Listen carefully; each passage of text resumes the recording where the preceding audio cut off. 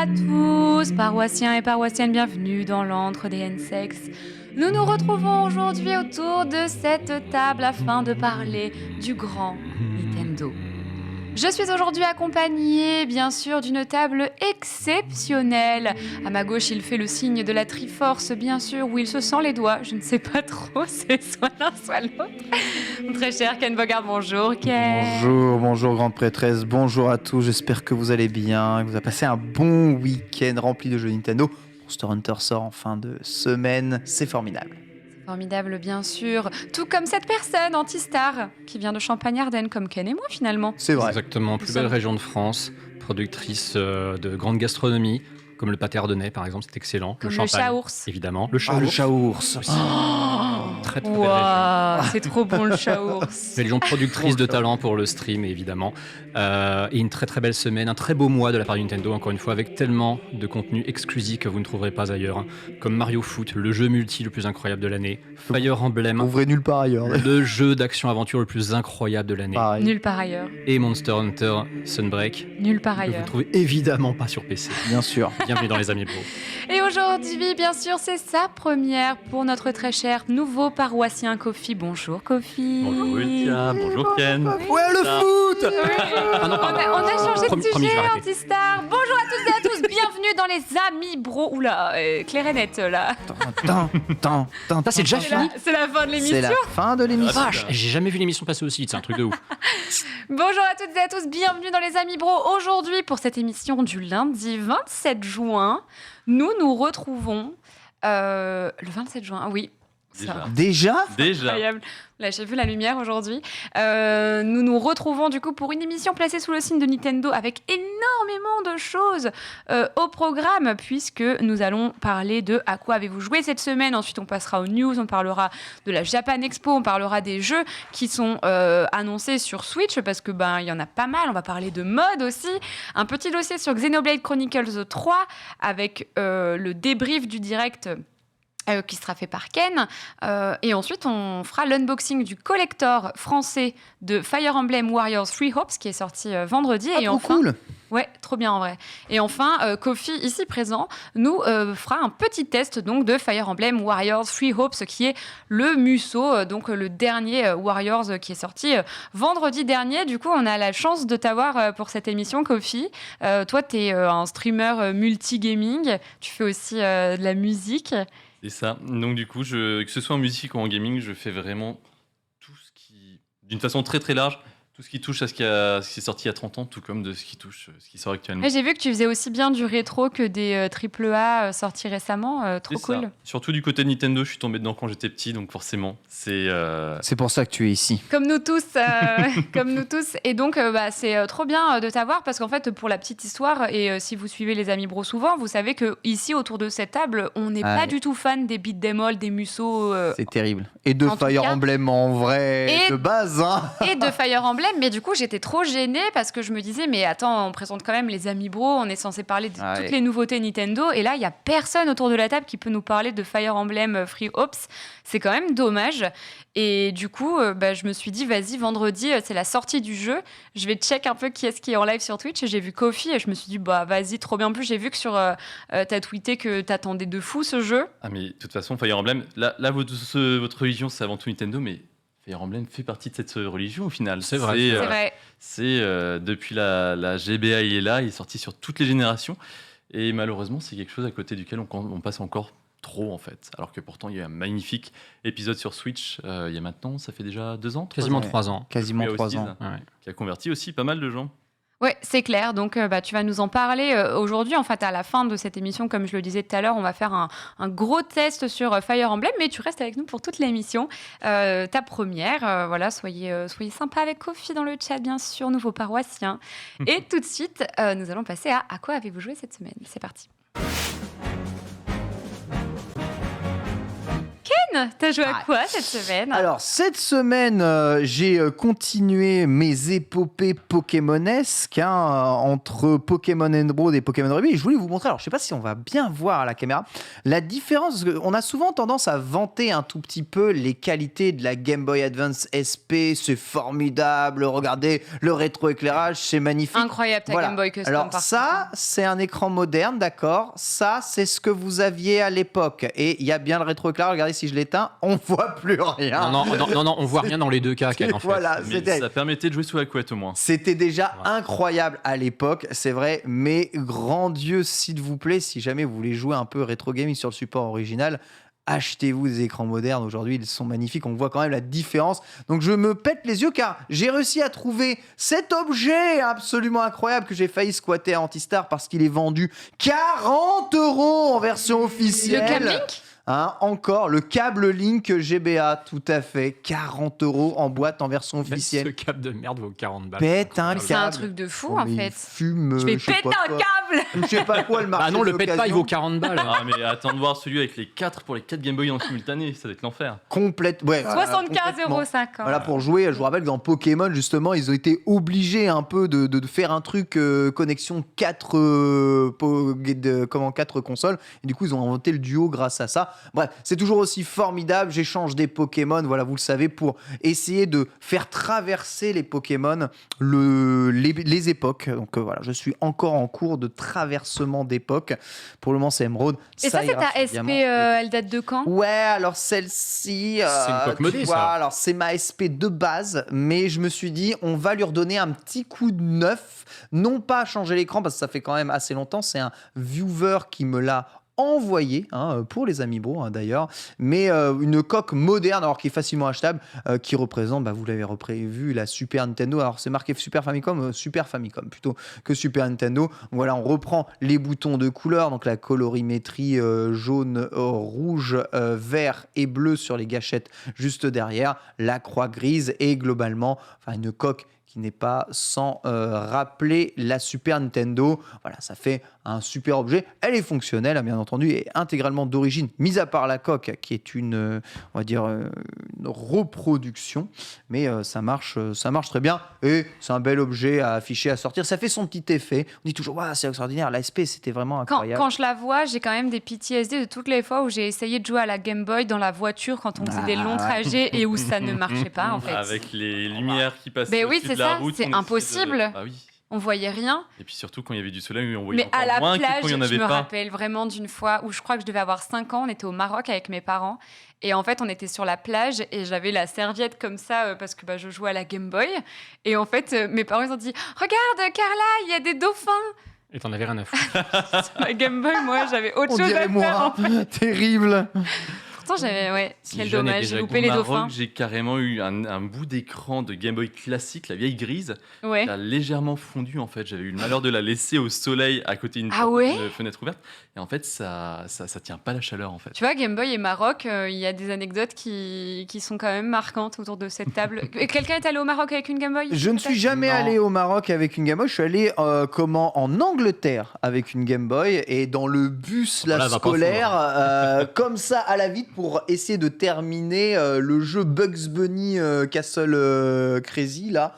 C'était terrible. Et j'ai acheté mon Link's Awakening en Angleterre d'ailleurs. Ah oui. Formidable souvenir, ce Link's Awakening anglais. Voilà. Pour ce qui est de Pokémon et des versions, la différence donc entre les versions Ruby Saphir et Emerald, elles sont quand même très nombreuses. Déjà, faut savoir que Emerald va fixer tous les designs des objets de Pokémon avec les icônes des objets qui vont apparaître. Des animations en plus ont été rajoutées et globalement une meilleure lisibilité globale ainsi qu'ils ont redessiné quasiment tous les sprites des Pokémon qui sont encore un peu moches dans Ruby Saphir, ce qui fait très plaisir. La version Emerald étant vraiment beaucoup plus agréable à jouer, même en japonais. La version Ruby Saphir. Et j'ai joué à Sonic Origins du coup parce que le jeu est sorti, il a pris quand même des revers de la médaille assez ouf et je me dis mais alors Oh bah ça alors, mais comme pour- c'est étrange.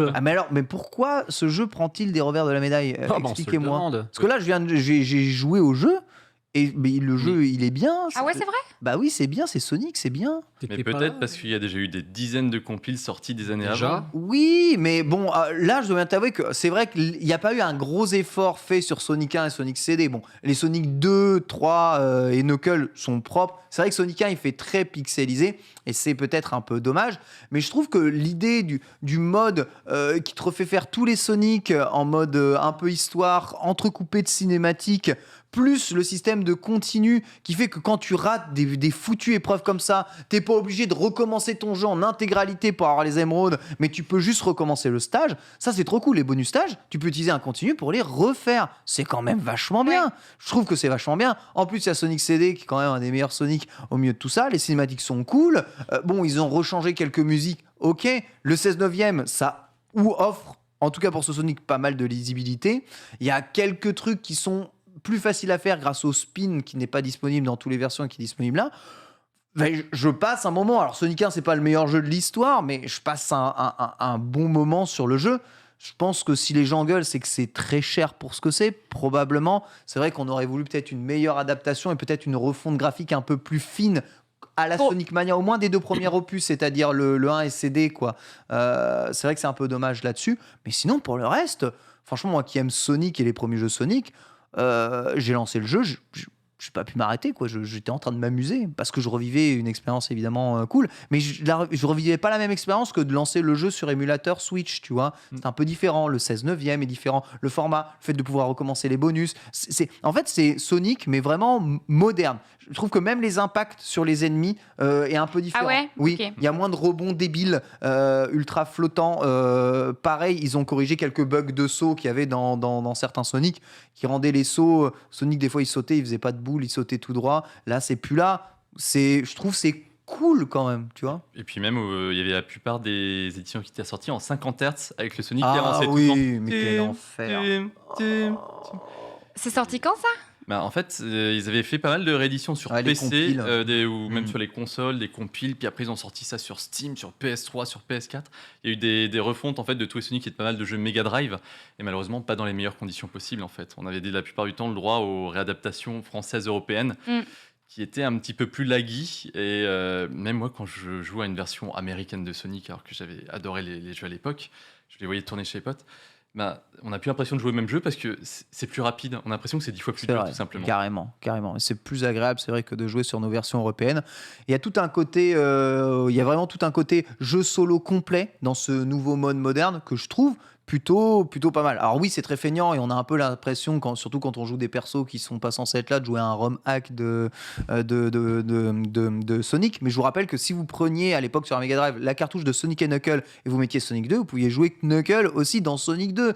C'était possible, tu vois. Donc il y avait déjà moyen un peu de hacker tes propres cartouches de jeu. C'est toujours dans l'esprit Sonic. J'ai hâte de voir si jamais ils vont refaire la même chose pour la saga Advance parce que elle se suit, cette saga de Sonic Advance. Elle est super intéressante. Elle mériterait un reskinage au bon format aussi et un affinissement des textures. Je sais pas si ça se dit, pardon. C'est le reskinage J'ai tenté que j'aime bien, quelque moi. chose de ouf. Hein, Le reskinage, moi j'aime bien. Ouais. le reskinage, ouais. Très beau néologisme. Écoute, c'est comme ça. Bref, je trouve qu'on a un peu trop tapé sur le jeu violemment. Je comprends que ce soit trop cher pour ce que c'est, mais c'est pas un mauvais jeu, je trouve. Ok, donc c'est vrai qu'il y a des gens qui parlent dans le chat du prix, mais en général, les espèces prix, de je grosses comprends. rééditions comme Je ça, c'est... comprends les DLC à la con, je comprends. Ils ont changé Ouais. des musiques. Je comprends que ça fasse suer les fans, mais le jeu en lui-même, t'y joues, c'est cool. Et Ouais. pourtant, c'est des jeux début des années 90.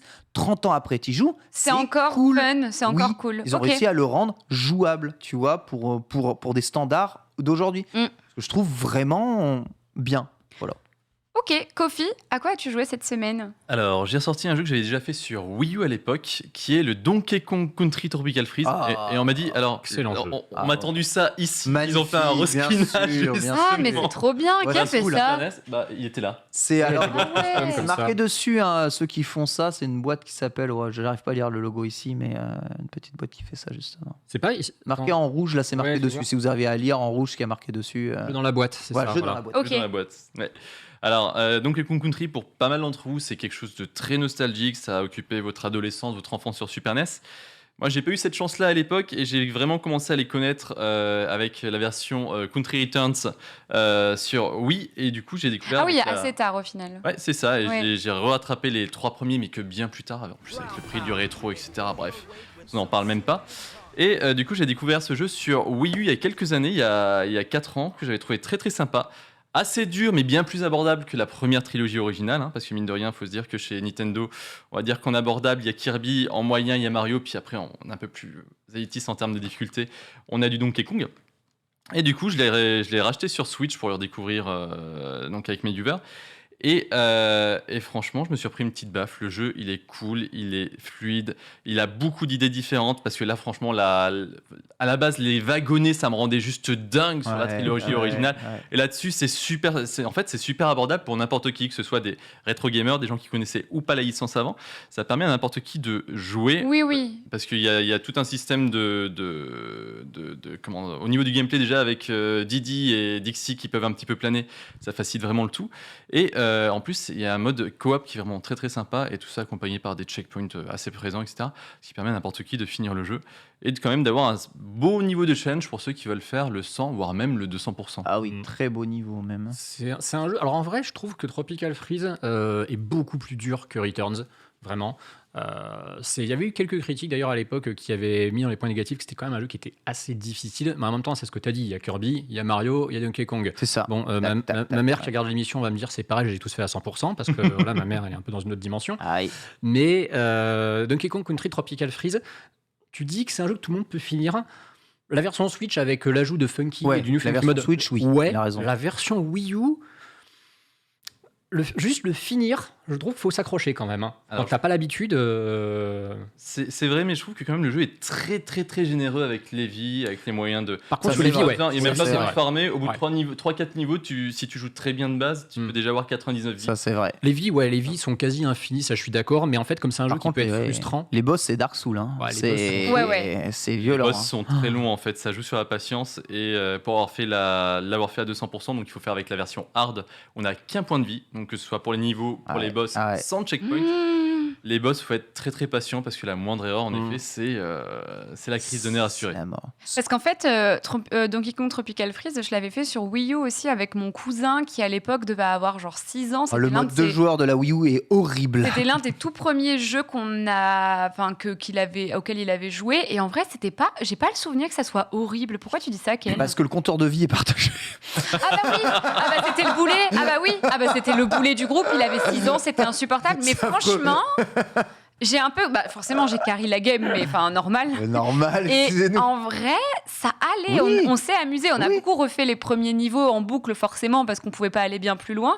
Mais franchement, ça allait. Et moi, je trouve que Donkey Kong Tropical Freeze, c'est l'un des jeux qui méritait vraiment son portage de la Wii U à la Switch. Et c'est l'un Ouais. des jeux où je comprends les devs qui se sont dit putain, on a développé ce jeu, il est incroyable, mais personne n'a acheté la Wii U. Quel dommage. C'est mon jeu préféré Wii U. Tu me dis quel est ton jeu préféré Wii U? C'est donc Tropical Country Freeze. Tropical Freeze. C'est pas vraiment le cas sur Switch parce que bon, il y a des jeux sur Switch vraiment encore au-dessus, mais c'est très clairement le jeu de plateforme avec Super Mario Maker 2 de la Switch qui est dans mon top 2, top 3 de la machine. Ce jeu, il est incroyablement bien fini. C'est un bijou, vraiment. Et ultra varié, les décors, les gameplays, les musiques, on n'a pas l'impression de faire deux fois le même niveau.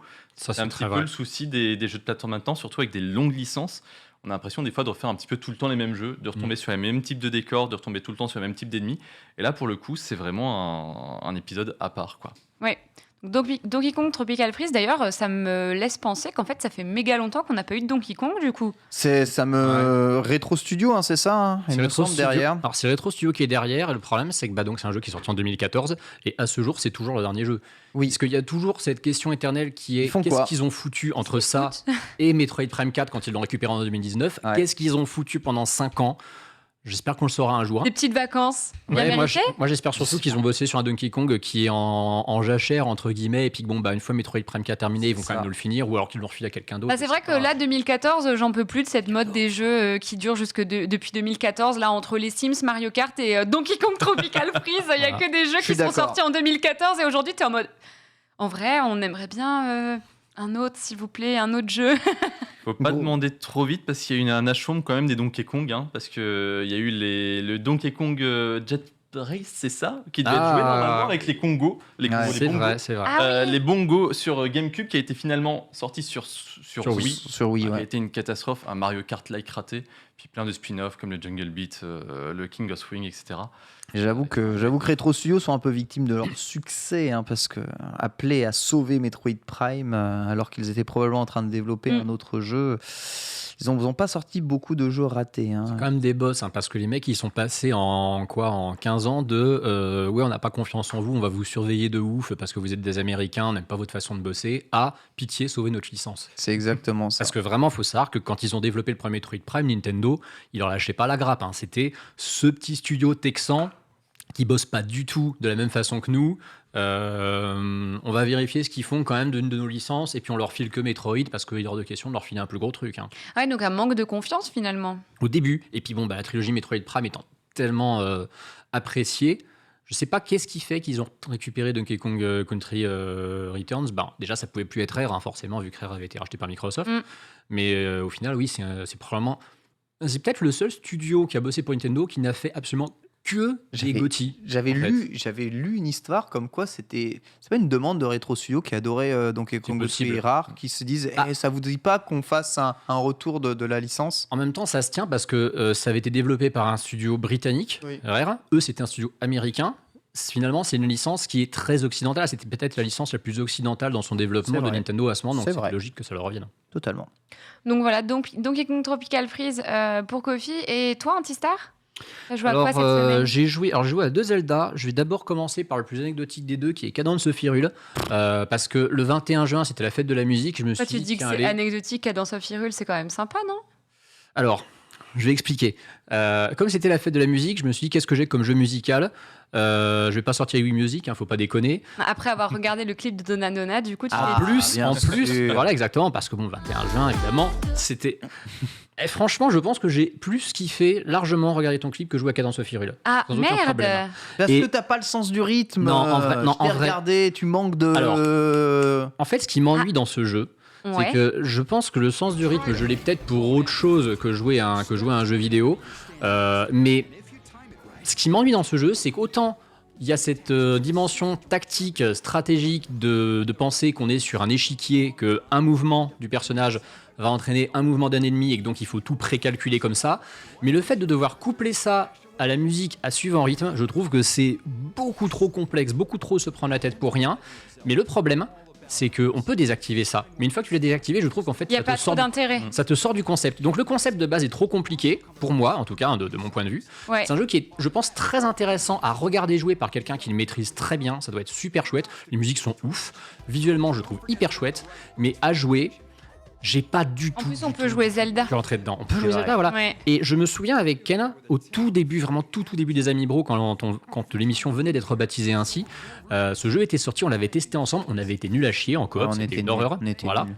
En plus, on devait expliquer le jeu en même temps, ce qui fait que pour suivre le rythme, c'était calamiteux. Ça devait être folklore cette émission. Oh, c'était n'importe quoi. C'était vraiment n'importe quoi. Et c'est pas que c'est un mauvais jeu, attention, hein, c'est pas ce que je veux dire, mais c'est vraiment un jeu qui n'est pas pour moi du tout. Ouais, non, mais tu sais, ça existe Et, parfois. Il faut s'avouer ouais. qu'il n'y a pas tous les types de jeux qui C'est ça. sont faits pour nous. Hein. C'est Moi, ça. je me suis dit ça avec Tunic. Tu sais, Mm. j'avais la mort contre moi-même parce que j'ai pas apprécié Tunic autant que je pensais que j'allais l'apprécier. Et au final, je me suis dit, mais juste les Souls-like, c'est pas pour moi. Il faut que je m'y fasse parce qu'à chaque fois que je teste un jeu qui est un peu Souls-like comme ça, je déteste et je m'en veux. Du coup, je suis en mode, bon, bah, juste, quand est-ce que tu vas assumer que c'est juste pas ton style de jeu? Donc, bon, Ça. je comprends. J'ai joué aussi à Cadence of Hyrule à sa sortie et pareil, j'étais complètement perdue. Moi, j'ai jamais fait de musique, j'ai vraiment aucune notion. Du coup, c'était dur pour moi de me déplacer, d'anticiper les mouvements de l'ennemi, etc. C'était un peu chaud. Toi, Kofi, t'as joué à Cadence of Hyrule? Alors, je l'ai acheté Day One, je l'ai poncé, je l'ai reponcé une deuxième fois. Alors, après, je triche, je suis musicien, donc Ah, voilà. Ben oui, voilà. C'est Donc, ça, c'est pour ça que tu demandes. C'est ça, j'ai vraiment apprécié le jeu, mais j'avais déjà fait un petit peu Crypt of the Necrodancer avant, donc c'est les développeurs qui ont porté en fait le principe sur la licence Zelda. Et alors en termes de gameplay, etc., il n'y a rien de très nouveau par rapport à Crypt of the Necrodancer. En effet, c'est pas à la portée de tout le monde dans le sens où en fait, faut être tout le temps focus, faire un stream là-dessus. Oui, en plus. C'est une guirlande. Dans ta Le tête, cerveau, c'est une guirlande de Noël. T'exploses à la fin. Et après, c'est le genre de jeu en fait sur lesquels j'ai plus d'aptitude, donc ça me plaît vraiment. Et en fait, moi, ce qui m'a déçu sur le jeu, c'était le contenu en fait, parce que Crypt of the Necrodancer, il y a énormément de contenu, C'est de vrai. choses à débloquer au fur et à mesure. C'est vraiment un roguelite. Alors que Cadence of Hyrule, Day C'est un One, jeu, tu 25 finis, balles c'est en ça. démat, Mm. tu le finis, tu fais. Bah, Bon, voilà. bah ok, tu regardes, il y a un système de classement mondial, donc je l'ai fait histoire de me dire que j'ai rentabilisé. Et après, ils ont sorti les DLC plus tard, et d'ailleurs, les DLC sont bien plus méchants, malheureusement. Ouais. Alors, j'imagine que c'est vraiment pas à la portée, malheureusement, des fans de Zelda, et c'est dommage. Et en fait, c'est ça qui est compliqué, c'est de trouver un bon compromis entre garder le gameplay de base et le contenu, et également plaire aux fans de la licence. Et en effet, il y a beaucoup de gens qui sont venus me voir et qui me disaient qu'ils adoraient regarder le jeu, mais y jouer, c'était une torture. Bah oui, je comprends. Mais c'est bien aussi qu'il y ait des jeux que t'es content de les regarder, mais toi, pour y jouer, non, quoi. C'est ça. Mais Il y a des musiques sympas, du coup, je pense que ça se regarde bien, tu vois, un Cadence of Hyrule. Grave, les musiques sont hyper chouettes. Après, comme tu as dit, Ça effectivement, s'écoute. c'est un jeu. Ouais, ça s'écoute. C'est un jeu, je te dis, c'est très agréable, je pense, à regarder quelqu'un en stream qui le dose. Et en plus, effectivement, le faire en stream quand c'est un jeu que tu découvres. En fait, quand tu le doses bien, quand c'est un jeu que tu as peut-être appris à torcher vraiment dans tous les recoins, tu peux te dire, allez, je vais le streamer parce que maintenant je le connais bien. Le découvrir et devoir expliquer aux gens en même temps ce que tu fais, ton ressenti, tout ça, en fait, ça colle pas du tout.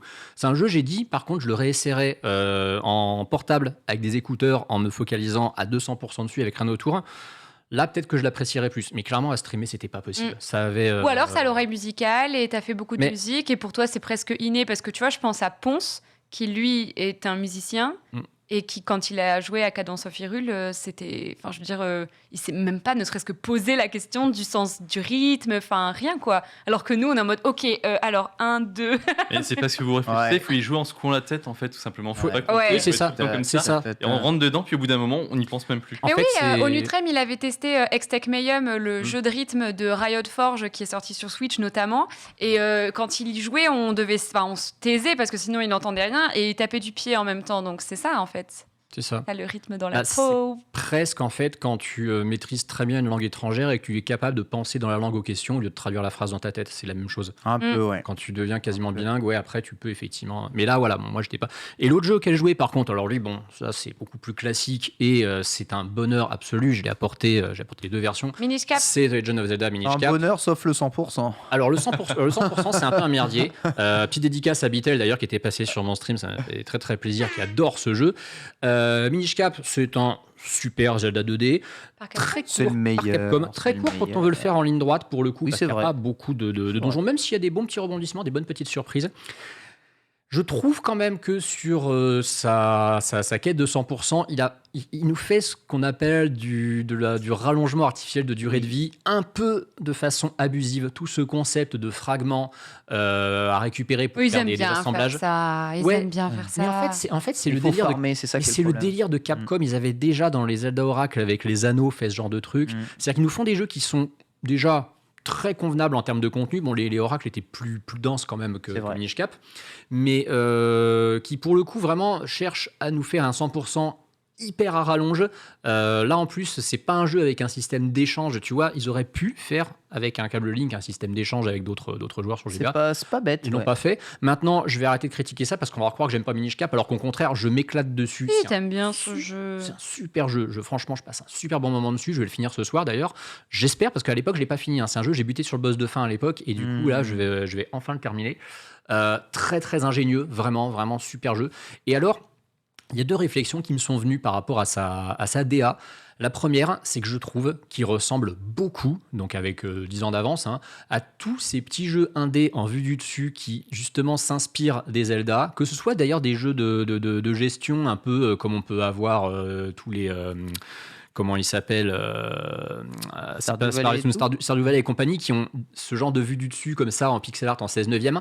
Je me dis que Minish Cap, en fait, si on voulait en faire un remake, il faudrait juste le faire en HD en 16 neuvième et toujours avec en fait la même DA. Il ressemble beaucoup à tous ces petits RPG indés qu'on peut avoir qui ont fleuri à gauche à droite ces dernières années.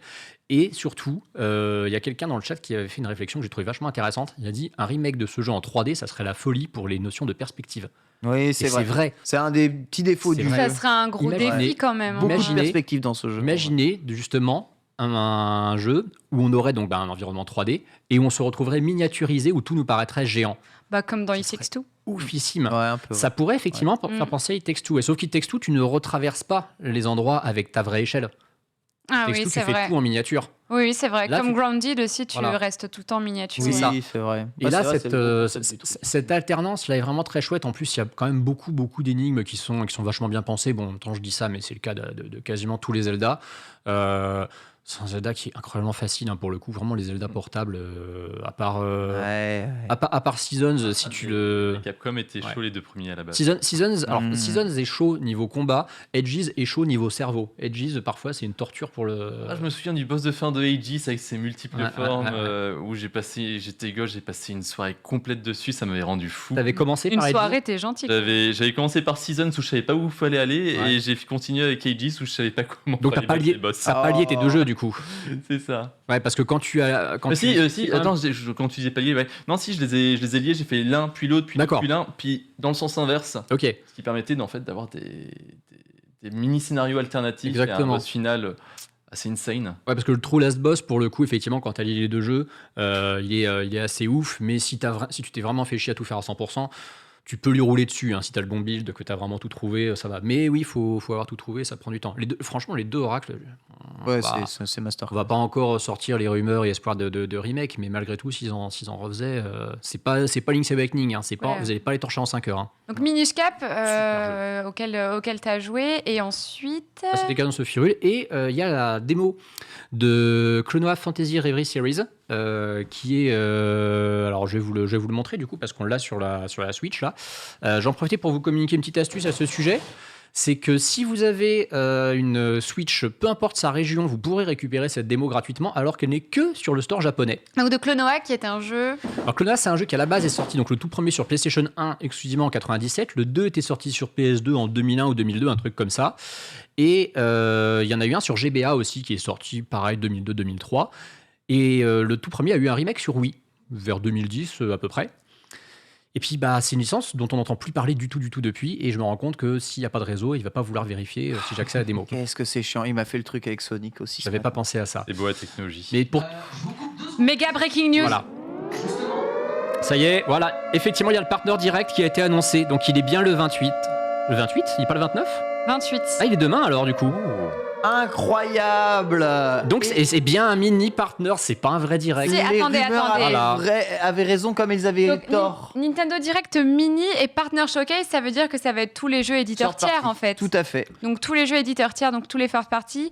Et ça va durer 25 minutes. Quand même. Voilà, donc c'est à 6h du mat, mais PT, c'est pas nous. C'est Pacific Time. Hein. Donc nous, c'est En fait, 9am Eastern 6 Time, heures. c'est New York, donc ça doit être 15h chez nous. je pense. 15h.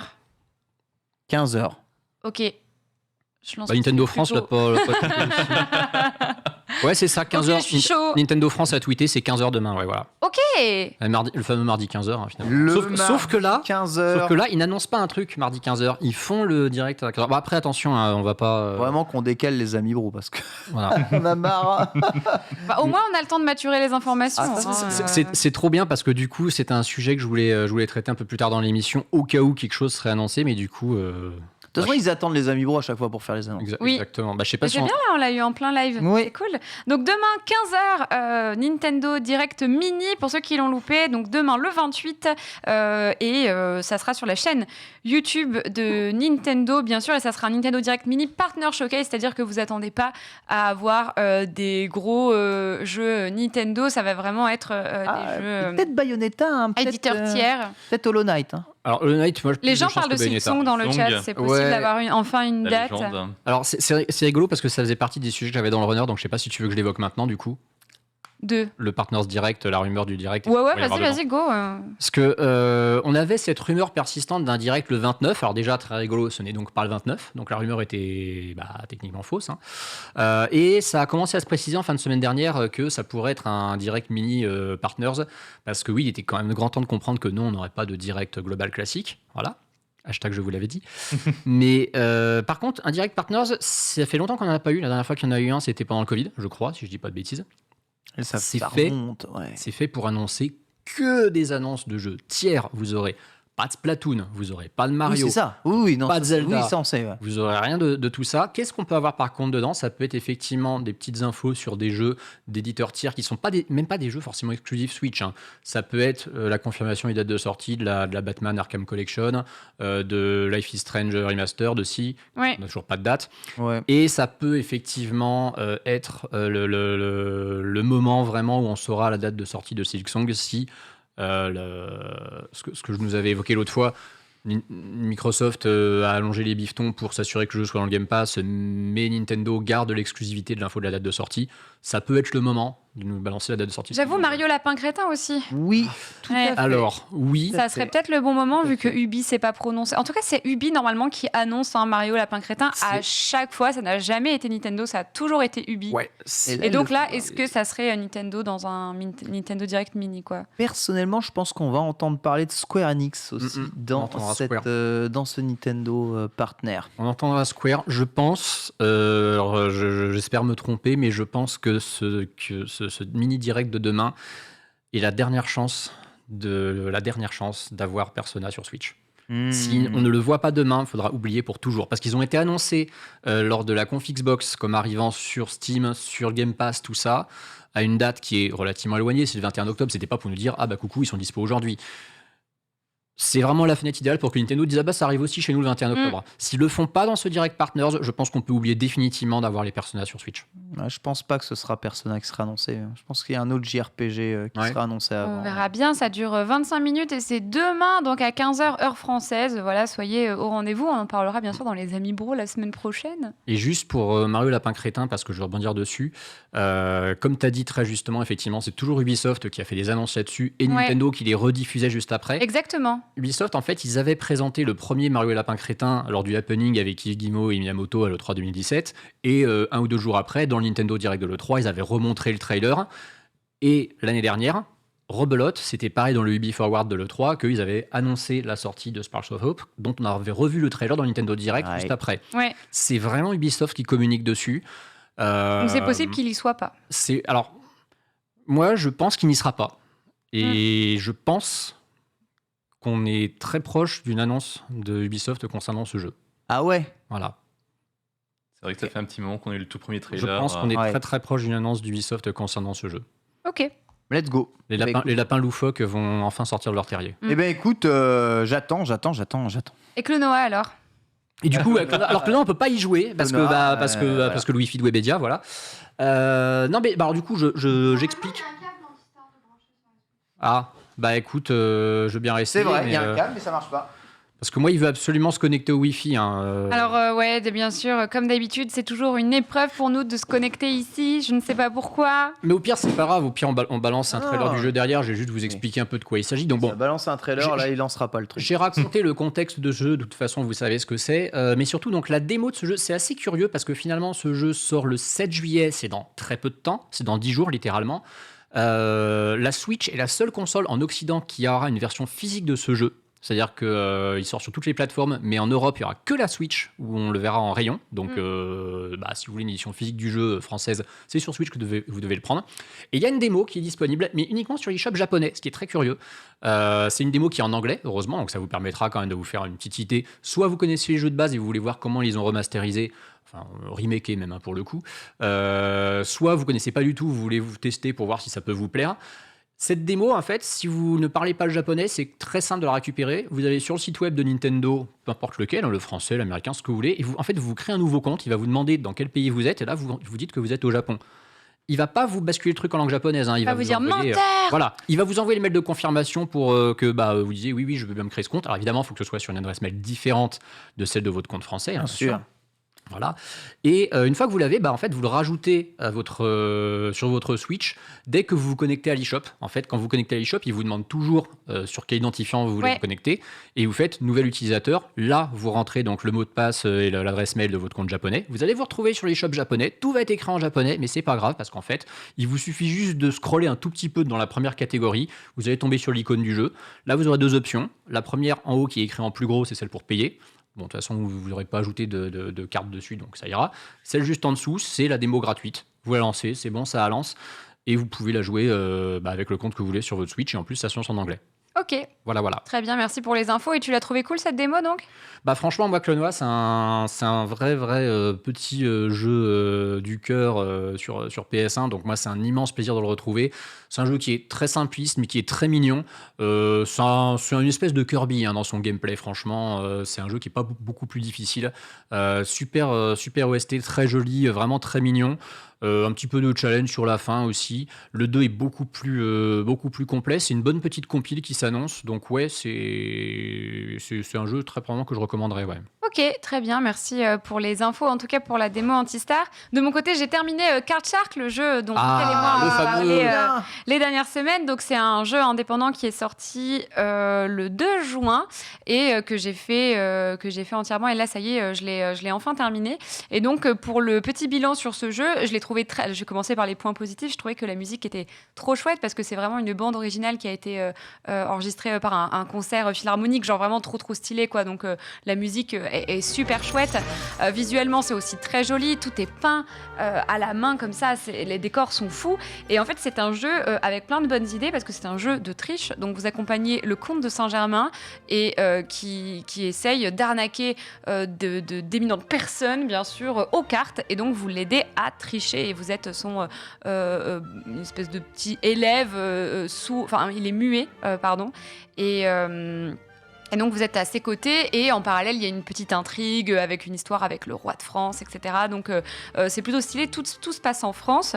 Voilà pour les points positifs. Et j'ai trouvé ça chouette, mais ça manquait parfois de pédagogie, j'ai trouvé. J'ai eu beaucoup de bugs, énormément de bugs sur des tables de cartes qui n'étaient pas les bonnes, où du coup il fallait que je fasse mon jeu en me disant ok, donc là la table est buggée, il n'est pas censé y avoir 4 personnes, il est censé y en avoir que 3. Du coup on devait recompter le nombre de personnes autour de la table pour distribuer les cartes. Enfin vraiment, il y a eu énormément de bugs dans le jeu, en tout cas sur la version PC. Je sais pas ce qu'il en est de la version Switch. Et j'ai trouvé ça cool mais très dur, vraiment très compliqué, si bien qu'à la fin on est passé en mode facile. Je sais que Mintos aussi est passé en mode facile sur la fin parce que c'était vraiment compliqué. Parce qu'en fait, ça manque, le jeu manque un peu de pédagogie, c'est-à-dire que va y avoir des cartes qui vont être, enfin, ils vont t'apprendre à chaque fois des méthodes pour tricher. Sauf que à peine t'en as intégré une, à peine tu dois passer à une deuxième méthode et de triche. Et en fait, ton cerveau les mélange, faut aller vite, faut pas se faire choper en train de tricher et tout. Et du coup, c'est beaucoup d'éléments à digérer. Et autant on a envie de passer... en fait, autant on se dit, c'est peut-être un jeu qu'il faut faire presque en one-shot parce que c'est dur de se concentrer. Mais en fait, non, parce qu'au bout d'un moment, ton cerveau, il explose au bout de 4 jeux. Et autant, si t'attends à chaque fois une semaine entre les jeux, t'as un peu oublié les techniques et on te les rappelle pas forcément. Et ça, c'est dommage. Et parfois, tu peux être bloqué à un tuto. Ah, mais ça, je connais ça. Voilà. Et on te rappelle pas forcément la technique. Et toi, t'es en mode, mec, j'ai pas le temps d'y jouer tous les jours non plus. Et donc, parfois, même il y a des tutoriels où tu es bloqué et où il ne te réexpliquera pas pour que tu te débloques en fait. Ils ne te réexpliqueront pas. Donc autant le début du jeu, j'ai trouvé ça trop chouette, hyper fluide, on avance, on nous apprend les techniques au fur et à mesure, etc. Et c'est très satisfaisant. Autant au bout d'un moment, ça devient vraiment compliqué. Et ouais, à la fin, j'ai give up et je suis passée en mode facile et j'ai passé les derniers jeux parce que j'ai trouvé ça vraiment trop dur. Surtout que quand tu... En fait, tiens, je pensais à toi quand tu parlais de Sonic. Quand tu perds une manche... En fait, tu dois tout refaire depuis le début et pas juste la manche. Et même, ils te font refaire la cinématique, le tutoriel, et t'es en mode, vas-y, genre, j'arrête pas de perdre, débile, genre, au secours, quoi, tu vois. Laissez-moi enchaîner ma manche parce que sinon, je vais... Et c'est ce que j'ai fait. J'ai perdu patience et on a fini par changer le mode de jeu. Donc le jeu est très chouette. Il est vraiment très difficile sur la fin. Et il y a une histoire qui est certes très cool, mais qui retombe un peu comme un soufflet, je trouve. Non. Ouais, à la fin, j'étais même pas transcendée par l'histoire non plus. Donc c'était peut-être pas pour moi non plus. Et puis les bugs, ça n'a pas aidé. Ça, c'est sûr, mais Card Shark, c'était plutôt chouette, mais avec le recul, tu vois, je l'aurais pas fait. Mais c'est marrant parce que ce jeu-là, je l'ai pas testé manette en main. J'ai vu quelques streams dessus. Et en fait, il y avait différents étages de suspense par qu'est-ce qu'on va apprendre, le contexte, ouais. le truc qui est sous le tour en mode ah oui, en fait, c'est pas con. Et le plus gros suspense, c'était de voir si le streamer allait réussir à faire le tuto, à réussir à faire le truc après. Et ça partait, en fait, Oui. c'est ça qui nous amusait presque dans le jeu, c'était pas le jeu en lui-même, c'est de savoir si ça allait marcher ou pas. En fait. Oui, parce qu'en plus, faut savoir que, en fait, je crois qu'ils ont un peu oublié en développant le jeu que c'est pas qu'on n'a pas compris ce qu'il fallait faire, c'est qu'on n'a pas forcément les commandes de la manette. Et du coup, parfois, j'étais en mode, parce que du coup, le chat essayait de m'aider et il me disait, mais c'est dans cet ordre-là que tu dois distribuer. Et moi, j'étais en mode, je sais ce que je dois faire, mais je sais pas comment on le fait. Et parfois, on sait pas pourquoi, dans un jeu, tu vas tomber sur un mini-jeu où il va te dire que là, il faut mettre le stick à gauche, que là, il faut appuyer sur A, que là, il faut faire ça, alors que tu en as à peine besoin. Et autant, parfois, tu as des moments où tu dis, je ne sais plus ce qu'il faut que je fasse, et personne ne te le rappelle à l'écran, en fait. Du Mal coup, équilibré, du coup, alors. ouais, il y a un peu deux poids, deux mesures, où tu es en mode, si tu mets des tutos, tu les mets partout, si tu les mets pas, tu les mets pas du tout. Ouais, voilà, pourquoi c'est ça. on m'aide là, et pourquoi là où j'ai vraiment besoin d'aide, on m'aide pas? Je pense qu'ils partent du principe qu'en fait, tu vas faire les games tout le temps en entier. Et ils veulent jouer le côté un peu épuré graphique, c'est ça. Oui, exactement, Avec pas ouais. de surimpression. raison. Ils veulent que tu sois dans la partie, qu'il n'y ait pas en plus des indications et un HUD trop présent. Je comprends la volonté, mais vraiment, dans un jeu de cartes dans ce genre de jeu qui est un peu anti-instinctif, parce que c'est pas un genre qu'on a l'habitude de jouer tout le temps. En fait, Ah bah oui, tu vois, le jeu où tu dois tricher aux cartes. voilà. Oui. ça peut poser problème, tu vois. D'ailleurs, je parlais de la version PC qui était très buggée. Moi, j'ai vraiment eu un nombre incalculable de bugs qui nous ont... Enfin, j'ai dû redémarrer mon jeu vraiment énormément de fois. Et il y a Criotino dans le chat qui dit qu'il a eu beaucoup de bugs aussi sur sa version Switch et qu'il a fini par laisser tomber le jeu. Donc, mais c'est quand même terrible. Peut-être T'imagines, t'achètes ton un jeu. patch prochainement. Ouais. Ça serait bien. En tout cas, moi, d'une semaine à l'autre, j'ai pas eu de patch sur ma version. Voilà, c'était à quoi avez-vous joué cette semaine? Ça fait méga longtemps qu'on est en train de parler. Tout de suite, on passe aux news. Est-ce que... Nintendo sera présent à la Japan Expo. Et oui, ça sera du 14 juillet au 17 juillet au parc des Expos Paris Nord à Villepinte. Et ça sera dans le Hall 6. Et pour cette occasion, on aura un programme chargé avec... Enfin, chargé. Pas vraiment, Voilà. pas vraiment celui qu'on attendait, en tout cas, je pense. On va en parler. Soyons clairs. Il y a Nintendo Switch Sport qui sera à la Japan Expo, où vous pourrez découvrir les jeux comme le bowling, le tennis, le combat d'épée, etc. Il va y avoir Mario Strikers Football. Ils insistent à nouveau, c'est vraiment la toute dernière expérience multijoueur, terrain propice au tournoi. Je ne trouve pas, mais terrain propice au tournoi en Personne local. ici ne trouve, mais très bien. Tout le monde ici trouve que Nintendo a loupé vraiment ça, pour le coup. Et pourtant, ils n'arrêtent pas de vendre le jeu comme étant compétitif, tournoi. Il y a marqué partout compétitif, la compétition du strike et tout, mais en pratique, c'est autre chose. C'est ce qui est censé être le jeu. Hein. Quand on te le montre, tu te dis oui, effectivement, c'est un jeu multi. De toute façon, tu penses foot, tu penses tournoi, tu penses compétition, tu penses à rien d'autre. Tu penses Mario, tu penses jeu multi. C'est vrai que Mario Foot, par essence, ça devrait être le jeu compétitif ultime. Aïe, aïe, aïe. Après, c'est quand Japan Expo? C'est en 2 semaines et demie, c'est ça? C'est 14 ou 17 juillet. Ouais, voilà, c'est ça. Dans 2 semaines et demie, c'est ça. Et après, ils doivent surtout chercher une nouvelle formule pour remplacer le Mario Kart qu'on a depuis combien de temps avec la version Wii U? 2014, c'est ce qu'on disait tout à l'heure, c'est l'année des le jeu 2014. le plus vendu de la Switch. Il n'y a toujours rien en fait en compétitif ou online qui soit intéressant du côté de chez Nintendo. Ouais, il y a Splatoon quand même, qui là en plus va arriver bientôt en septembre. Amusant. Splatoon sera là-bas. Ouais. Mais d'ailleurs, Splatoon sera là-bas évidemment, mais Splatoon 2. Voilà. Splatoon 2. Ça va, ça aurait pu être Splatoon sur Wii U. Hein. Non mais tu te fous de moi le jeu. Oui, je me fous de toi, oui. Littéralement. Ils remettent l'emphase sur Splatoon 3 en mettant du Splatoon 2 à la Japan Expo, c'est dommage. Mais d'ailleurs, pire erreur de com ever. Déjà qu'il y a des gens qui disent pourquoi j'achèterais le 3, il y a déjà le 2, c'est pareil. Tu fais la promo du 3 en mettant le 2, mais à l'aide. Comme move. En fait, il y a une partie de moi qui a envie de croire qu'un event, un Splatoon 3 direct va popper juste avant, et au dernier moment, ils vont dire coucou, en fait, ça va être une démo de Splatoon 3. Mais en fait, ça serait trop beau et non, les gens arrivent, ils pensent c'est Splatoon 3, ils testent, mais il n'y a rien qu'à changer. Bah oui, c'est le 2. Vous jouez, mais il ne faudrait pas trop leur montrer que c'est presque le même et que du coup, ils peuvent juste acheter le 2 en promo. Ça, c'est incompréhensible. C'est pas comme si le jeu sortait un mois après la Japan, quoi. Oui, c'est clair. Il va y avoir aussi du Mario Kart 8 Deluxe et du super. Smash. En tout cas, il y aura pas mal de compétitions qui seront organisées comme d'habitude. C'est cool, ça va être et ça va être très chouette. Oui. Mais c'est vrai que c'est dommage de ne pas mettre une version testable de Splatoon 3 qui sort littéralement 1 mois et demi plus tard. Est-ce que c'est pour autant que ça va pas se vendre? C'est Nintendo. Ben non, pas du tout. Ben c'est tout le temps ça. C'est ça qui est fou. On peut avoir un jeu, aucune démo, quasiment aucune info 2 jours avant. Et dès que c'est une licence intéressante de chez Nintendo, ils savent d'avance que ça va tout de suite partir dans les premières semaines. En tout cas, Nintendo Switch Sport, je pense que ça peut être sympa aussi. Je sais que quand il y avait Ring Fit, ça, ils c'est faisaient vrai. pas mal de trucs sur Ring Fit. Il y avait beaucoup Ça, de c'est queues, il y avait beaucoup de monde qui voulait tester. Donc là, je pense que Nintendo Switch Sport, bien organisé, ça peut être cool. Et même sur scène, tu sais, faire une compète, un truc. J'espère qu'ils vont faire quelque chose de sympathique. En tout cas, voici pour le programme de la Japan Expo. Vous y allez à la Japan Expo? Ouais. Ah ouais, t'y seras? Ouais, je serai là le samedi et le dimanche. Ah ok, trop ça sera cool. ma première. Nice, trop bien. J'y serai tous les jours aussi, oui. Ok. J'ai jamais été, j'irai toujours pas. Oh. Qu'est-ce qui se passe?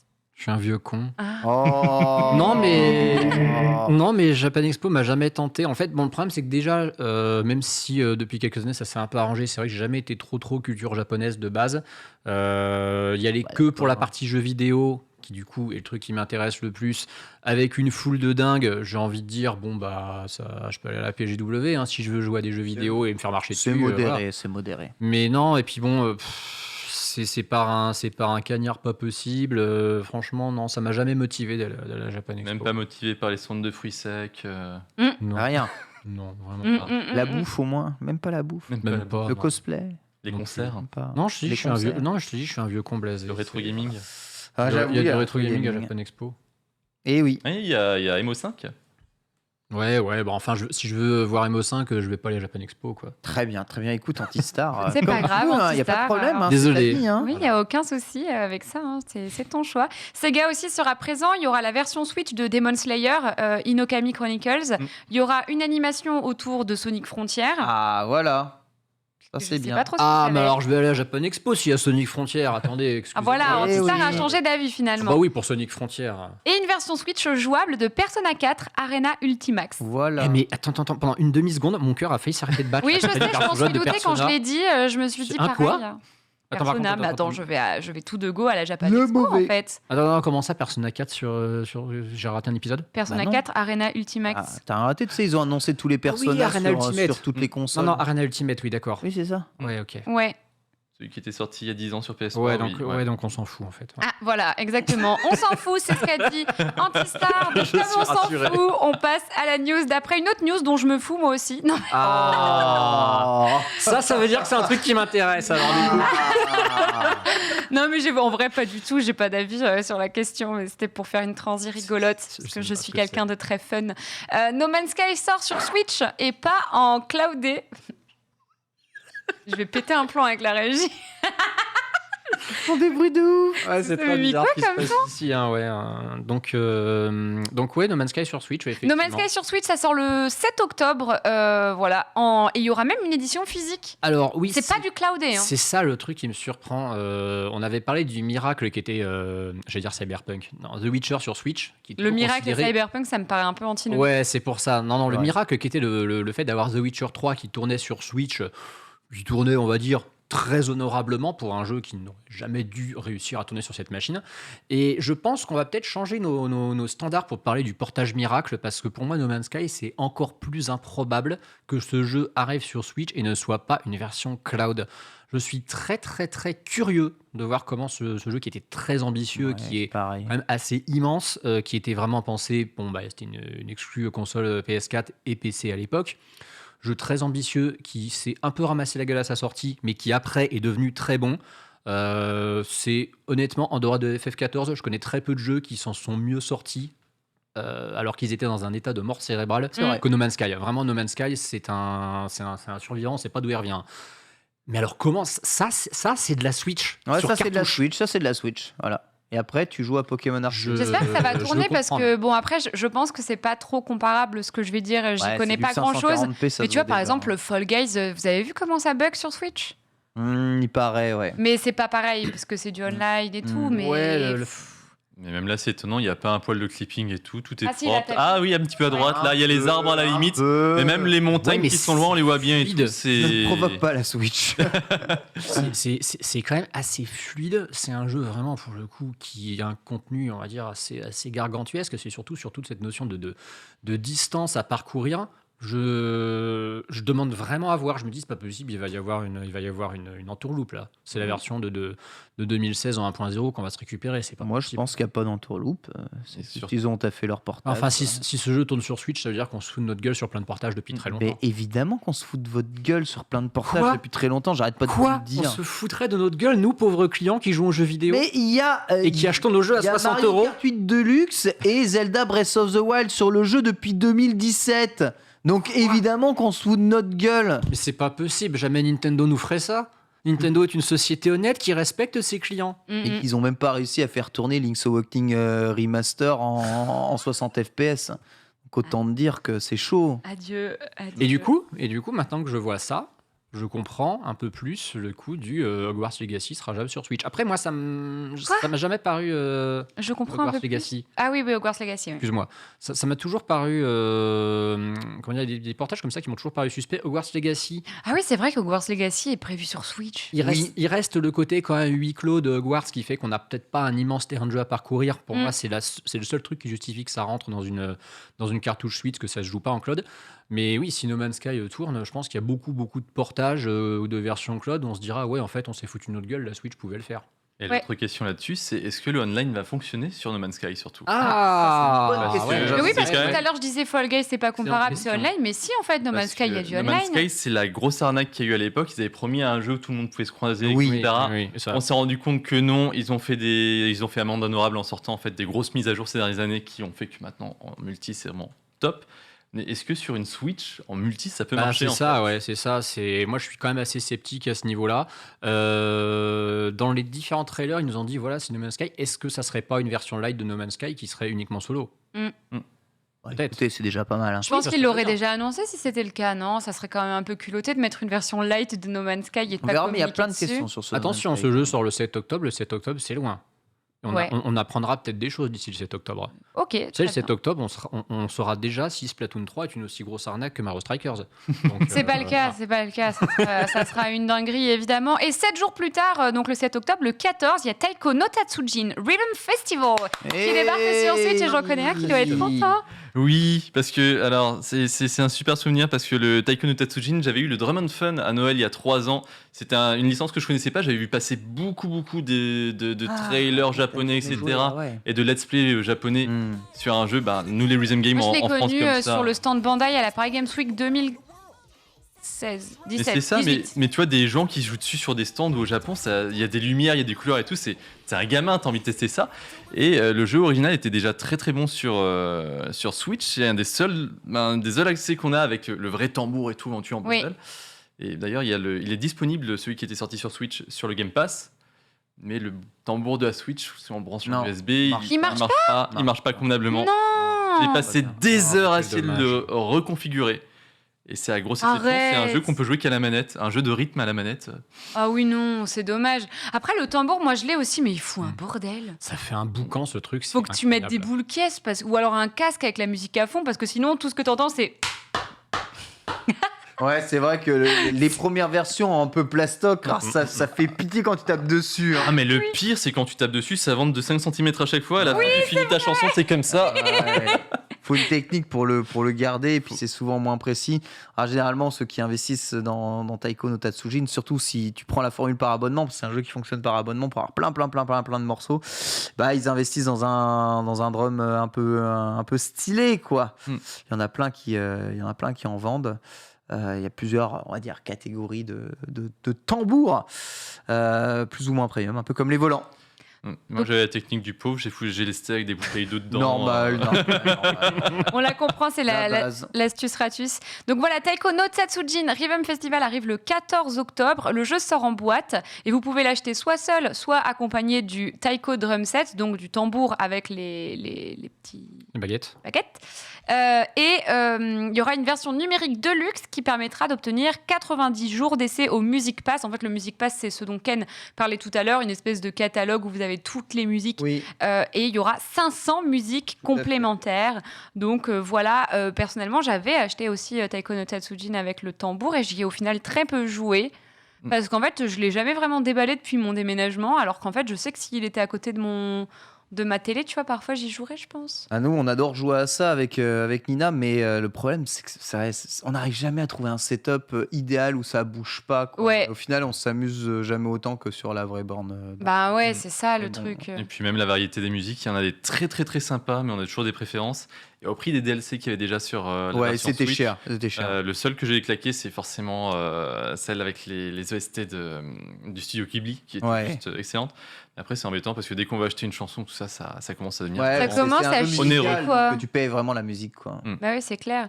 Donc si vous avez l'édition bundle, donc avec le tambour et le jeu pour 120 €, faudra s'attendre à l'avoir un petit peu moins cher comme d'habitude, vous-même vous savez, en grande distrib. Et 80 € le tambour tout seul, mais qui voudrait acheter le tambour tout seul? Ah, je ne sais pas. Chez les Faut voisins. voir le tambour. On ne sait pas, on ne sait pas. En tout cas, voilà. Je pense que ça serait trop drôle de le tester dans les Amis Bro. Carrément. En vrai. Carrément. On a quelques drums à droite et à gauche, on peut peut-être les fusionner, les ramener Ouais, ici, ça les serait jouer. énorme. Ou on connecte. Ça serait pas trop drôle Ah, ça qu'on serait arrive à tellement trouver un rigolo. moyen. En remapant, il y a Très peut-être moyen. J'avoue, si les bongos fonctionnaient vraiment, ce serait vraiment très une fun. tuerie. T'as moyen avec l'adaptateur Wii U, Mais USB, En fait, tu sais que j'ai GameCube, jamais remap. essayé. Mais ça serait énorme. Tu sais que j'ai jamais Ordinaire, essayé. Il y a bien des gens qui jouent à Dark Souls Embarque-les et avec ça, hein. teste-les. Ah ouais, hein? Embarque-les et teste-les pour voir, non? J'avoue, il y a il y a peut-être quelque chose à Oh, tester. oh ouais, les bongos de J'avoue. Donkey Kong. Servirait enfin à quelque Parce chose. que depuis que la Switch a rajouté le menu remappage, là, tu sais, vous pouvez remapper là, sur Switch. Peut-être moyen de bidouiller pour que ça marche, hein. En vrai, franchement- Si vous avez déjà tenté cette idée folle là sur le chat, Il y a n'hésitez pas à même nous dire. encore beaucoup plus simple, hein. Il y a même des gens qui terminent Dark Souls les yeux bandés là-dessus. Ah oui, ouais, ouais, Oui, c'est vrai. C'est vrai. Bon, en tout cas, si vous arrivez à remap les bongos pour les mettre sur Taiko no Tatsujin sur Switch, dites-nous. Mais Ken, j'ai trop envie de voir un fil rouge des Amis Bro sur ça. Carrément, ça peut complètement se faire. Tu vas le prendre du coup? Alors cette dernière version, je pense pas parce qu'en fait, bon, ça rajoute pas grand-chose par rapport à l'ancienne version et le Music Pass existe sur quasiment tous en fait les Taiko, Ouais. donc tu peux Music Passer. En tout cas, quand t'as la version japonaise comme moi, tu Music Pass et t'as les mesures. Enfin, ça fonctionne un peu comme Just Dance en fait, hein. Donc généralement, quand on veut faire une session, on prend juste tu sais, une journée de passe musicale pour avoir tout et puis on s'éclate un peu comme un karaoké. Ça Oui, fonctionne oui, beaucoup je pense que comme ça vaut le coup plus comme ça. Kofi, toi, tu vas Day One, je pense, non? Franchement, ouais, ça me tente bien parce que des bons rhythm games, il y en a eu beaucoup dans les années 2000. Puis des trucs vraiment fun, instinctifs comme ça sort plus. Il y a plus Et rien il est maintenant. sur mobile, hein, Taiko no Tatsujin maintenant. Ah ouais Il est sur Apple Arcade, ouais, et c'est vachement bien sur téléphone en fait. J'imagine ça dans le bus ou dans le Ouais, métro. ouais, tu joues comme ça, Insupportable. ça marche bien en fait. Ça En marche des vraiment. méga tatanes, mais tais-toi, genre dans le métro dès le matin, tu sais, il est 6h30 ou il est 7h30, il y a quelqu'un qui défonce son téléphone à côté, t'es au fond du seau. Antistar, l'aide. tu penses quoi, Taiko no Tatsujin? Moi, je vais juste racheter le tambour pour essayer que non se firule avec. Ah ouais, en vrai. Vas-y, tente. Moi, Non. je te le prête le tambour, hein, Non, si non, tu je veux. rigole. hein. J'ai déjà essayé Taiko avec le tambour chez un pote. Et enfin, je pense vraiment que je suis pas fait pour les jeux de rythme parce que c'est pareil. Je trouve ça fun, mais je suis désespérément nul à chier. Alors, je te C'est- propose un deal. Tu me fais un tuto Zelda 2, je te fais un tuto Cadence of Ah, Hyrule. j'avoue. Tu termines Ouais, Zelda on peut, 2, on peut, ouais. si c'est tu veux. possible. Hein. Le méga deal, tout Moi, est j'aime bien, possible dans les l'idée, Amiibo. ouais. J'aime bien Zelda 2.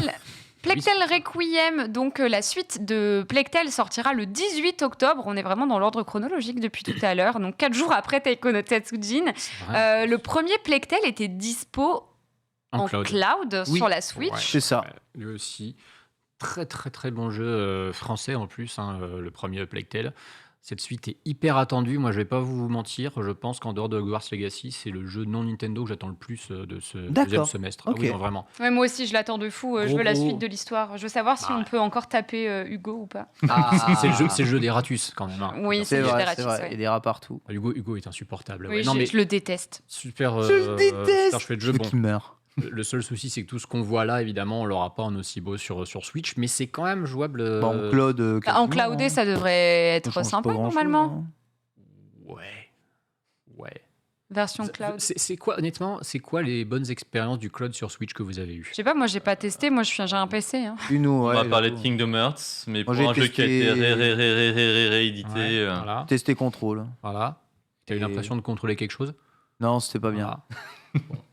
Bon. Donc c'est en fait moi ce qui m'inquiète un peu avec ces histoires de cloud sur Switch, c'est pour ça que je me réjouis que No Man's Sky arrive dans une version non cloudée. C'est sincèrement, hein, c'est pas que je veuille me moquer gratuitement, mais je n'ai pas souvenir d'avoir vu quelqu'un un jour dire Me dire trop bien. Waouh, le cloud sur Switch c'est trop bien, j'ai fait Control, j'ai D'accord. fait Assassin's Creed, j'ai fait Resident Evil sur Switch en cloud, franchement ça passait nickel. Après, dans le chat, il y a peut-être des gens qui vont dire bah moi j'ai essayé. Bon, il y en a peut-être qui le diront aussi pour troller parce que je les ai mis au défi de le faire. Mais je n'ai pas souvenir vraiment d'avoir vu quelqu'un de façon sérieuse au premier degré dire j'ai joué à beaucoup de jeux en cloud sur Switch et j'ai fini. Ça Ouais. me semble plus être une espèce de démo technique qu'une vraie expérience alternative de jeu. Moi, ça s'adresse surtout à ceux qui veulent absolument qu'une Switch, qui veulent absolument le jeu et qui savent même pas Ouais. s'ils jouent en cloud ou pas. En fait, ils peu y jouent, ça. ils se rendent pas compte vraiment de comment est-ce qu'ils accèdent au jeu. Alors, tu as même encore une dernière team qui sont les gens qui ont déjà des jeux, des fois sur d'autres consoles ou sur PC, et qui Mhm. veulent juste l'avoir pour jouer au fond du lit, en fait. Ouais. Des gens Ouais. qui Bien ont pas sûr. 2 ou 3 fois la même édition, dont une sur Switch, en fait, pour jouer Pépouze au fond C'est du pas canapé gratuit du du lit. tout cette histoire non plus. Je hein. viens d'avoir une vision de cauchemar. Quoi Demain, dans le Partners Nintendo, ils annoncent enfin Persona 5 sur Switch en cloud. Ils font ça, mais je pète un câble. vraiment. Mais t'en fais pas. Ça va bien se passer. On verra, en vrai, franchement, dans moins de 24 heures, on sait ce qu'il y aura dans ce Nintendo Direct Mini. J'avoue. Ça peut être pire, ils peuvent proposer que les jeux musicaux Persona 5, 3 et 4. Peuvent. Il y a eu le 5 aussi. La Il y a eu, propale de niche. Mais c'est vrai. Bah après tout, il y en a qui ils en mettent sur le Game Pass et sur PC, et Mhm. puis ils mettent l'autre gamme de jeux Persona sur la Switch où c'est plus adapté. Ben, surtout qu'il y a eu que le Persona 5 Strikers, Tout à fait. alors que c'était une exclue. Donc la majorité des gens qui ont joué aux Strikers, en fait, n'ont jamais fait le jeu original. C'est ça qui est dommage. Ah, bah oui. Aïe, aïe, aïe, aïe, aïe. Alors que c'est une Mais on en parlait la semaine dernière qu'on comprend pas pourquoi Persona est pas sur Switch. Alors qu'on a vu le Joker, par exemple, sur Smash. Tu vois, on s'attendait vraiment à Écoute, avoir. hein, il y a des spin-offs de Persona 5. Ouais. Ça reste Et des jeux, voilà. ça reste des jeux PlayStation, les Persona. Il y a- Qu'est-ce que vous voulez que je vous dise Maintenant, il y a eu les 2 Persona Q 3DS aussi. Mais oui. Ouais. Ouais, mais c'est vraiment très bizarre. Même le 5 était sorti sur PS3, mais qu'au Japon. Il y aura Persona 4 Arena aussi, ça on l'a Mhm. vu. Non, mais après, il y a des gens parfois qui ont répondu pour expliquer, pour justifier. Ils ont répondu en un seul mot, c'est Atlus. Et c'est vrai que Atlus, niveau logique à la con, on a tendance à bâcher Nintendo pour ses raisonnements très japonais, très d'un autre temps. Mais Atlus, ils sont pas mal non plus dans le Oh genre, oui, hein. non, ça m'étonne Ouais, ouais. pas. hein. Bon, on a quand même eu les Shin Megami Tensei 5 il n'y a pas longtemps sur Switch, qui est Mhm. incroyable. Tu l'as fait J'ai fait le début et en fait, j'adore les Shin Megami Tensei. Mais c'est comme tous les jeux, en fait, ça prend 10 plombes et il y a une difficulté qui est absolument incroyable. Et dès que tu laisses le jeu, ne serait-ce que 3 jours, C'est dur. C'est Oui, c'est très ça. dur de s'y remettre. Mais c'est ça. C'est dur, hein. Faut jouer Franchement, qu'à ça. ils se mettent pas à notre place. En plus, toi, tu vois, tu streams, donc du coup, t'as des raisons d'y jouer. Mais t'imagines, t'as un taf, tu restes, enfin, t'es dehors toute la journée, tu rentres, t'es fatigué. et tout. Ouais, c'est Comment ça, tu les- peux Ton suivre la jeu, cadence faut que ce soit ton jeu. Tu Les rentres, gens qui tu l'ont rentres du fini, taf, tu joues à ça, c'est ton Mm. jeu et tu joues 2 heures par Mm. soir. Mais Les c'est gens dur qui de ont- demander une telle implication quand même. Ouais, c'est ça, la plupart des gens qui finissent ce genre de jeu, s'ils ont bloqué une semaine de vacances, ils y ont joué 12 heures par jour et puis ils ont rien fait d'autre. C'est clair. Effectivement, Persona 5, c'est un jeu, ma partie, elle a duré 160 heures. Je l'ai fait en 2 mois. Je te laisse imaginer en 2 mois, 160 heures, à quel point j'y jouais à pas beaucoup d'autres choses pendant ce temps-là. C'est Mm. clair. Bah oui, bien sûr. Donc, Ah, j'hallucine. Splatoon 3 sort le 9 septembre. Oui, Ça va être le 9 septembre. Oh là là, franchement, je me tiens plus en place. Et la page officielle de Splatoon France, que je vous invite à suivre si vous avez besoin de toutes les infos sur Splatoon, continue à lancer des informations et nous donner des informations au compte-gouttes, hein, que ce soit les features dans le jeu, le visuel ou quelques juste petites informations pour faire grandir la hype autour du jeu. Et là, cette fois-ci, on a un extrait de tube, parce qu'en fait, pour ceux qui ne savent pas, Splatoon est très tourné autour de la musique et il y a des musiques Claire. super fun à chaque fois. Et donc, on a un petit extrait.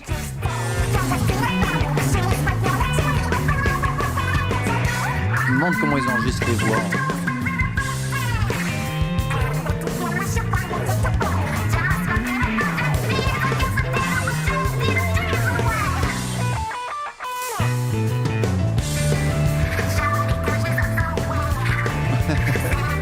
J'aime trop. Ces voix de.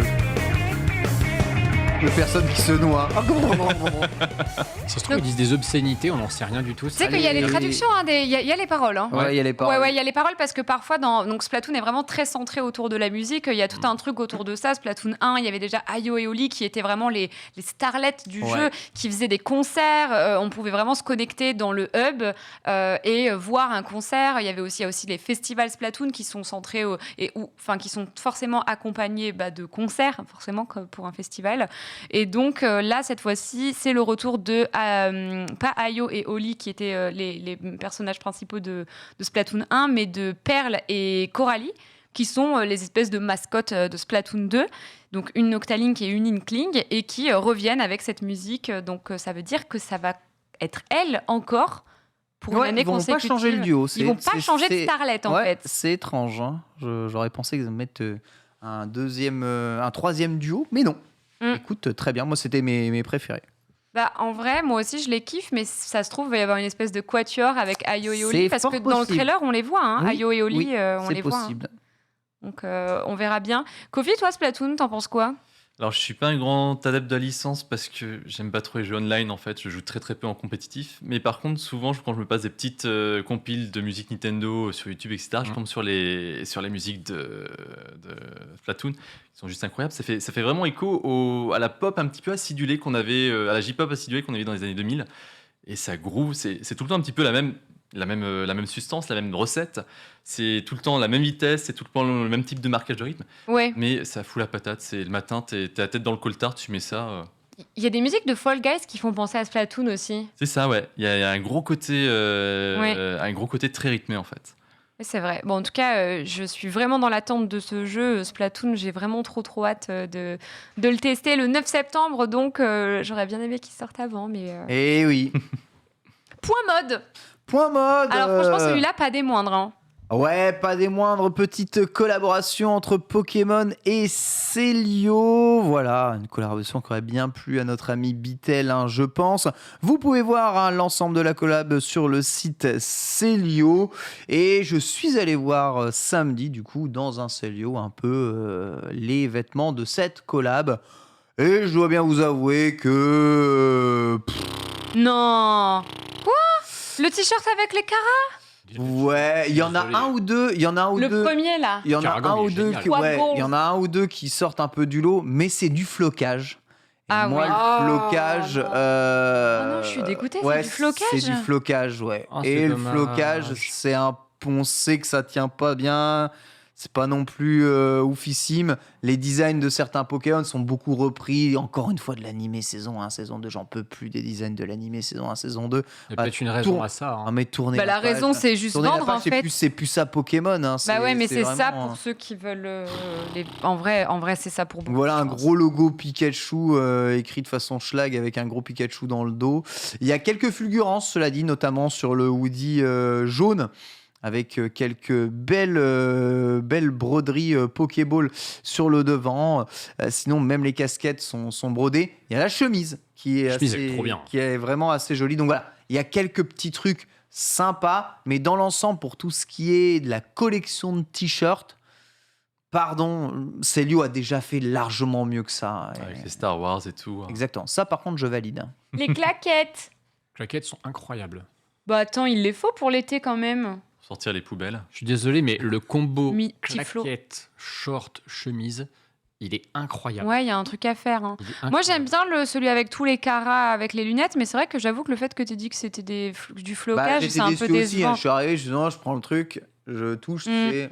En plus, nous, on est un peu des Flocage. gros blasés parce que forcément, on est friands de ce genre de trucs et on commence à avoir beaucoup de vêtements de produits Moi, j'en ai beaucoup, mais tu dérivés. vois, Et donc là. J'ai eu quelques collections Uniqlo que j'ai gardées avec des dessins originaux, magnifiques, des t-shirts ultra stylisés, ultra travaillés.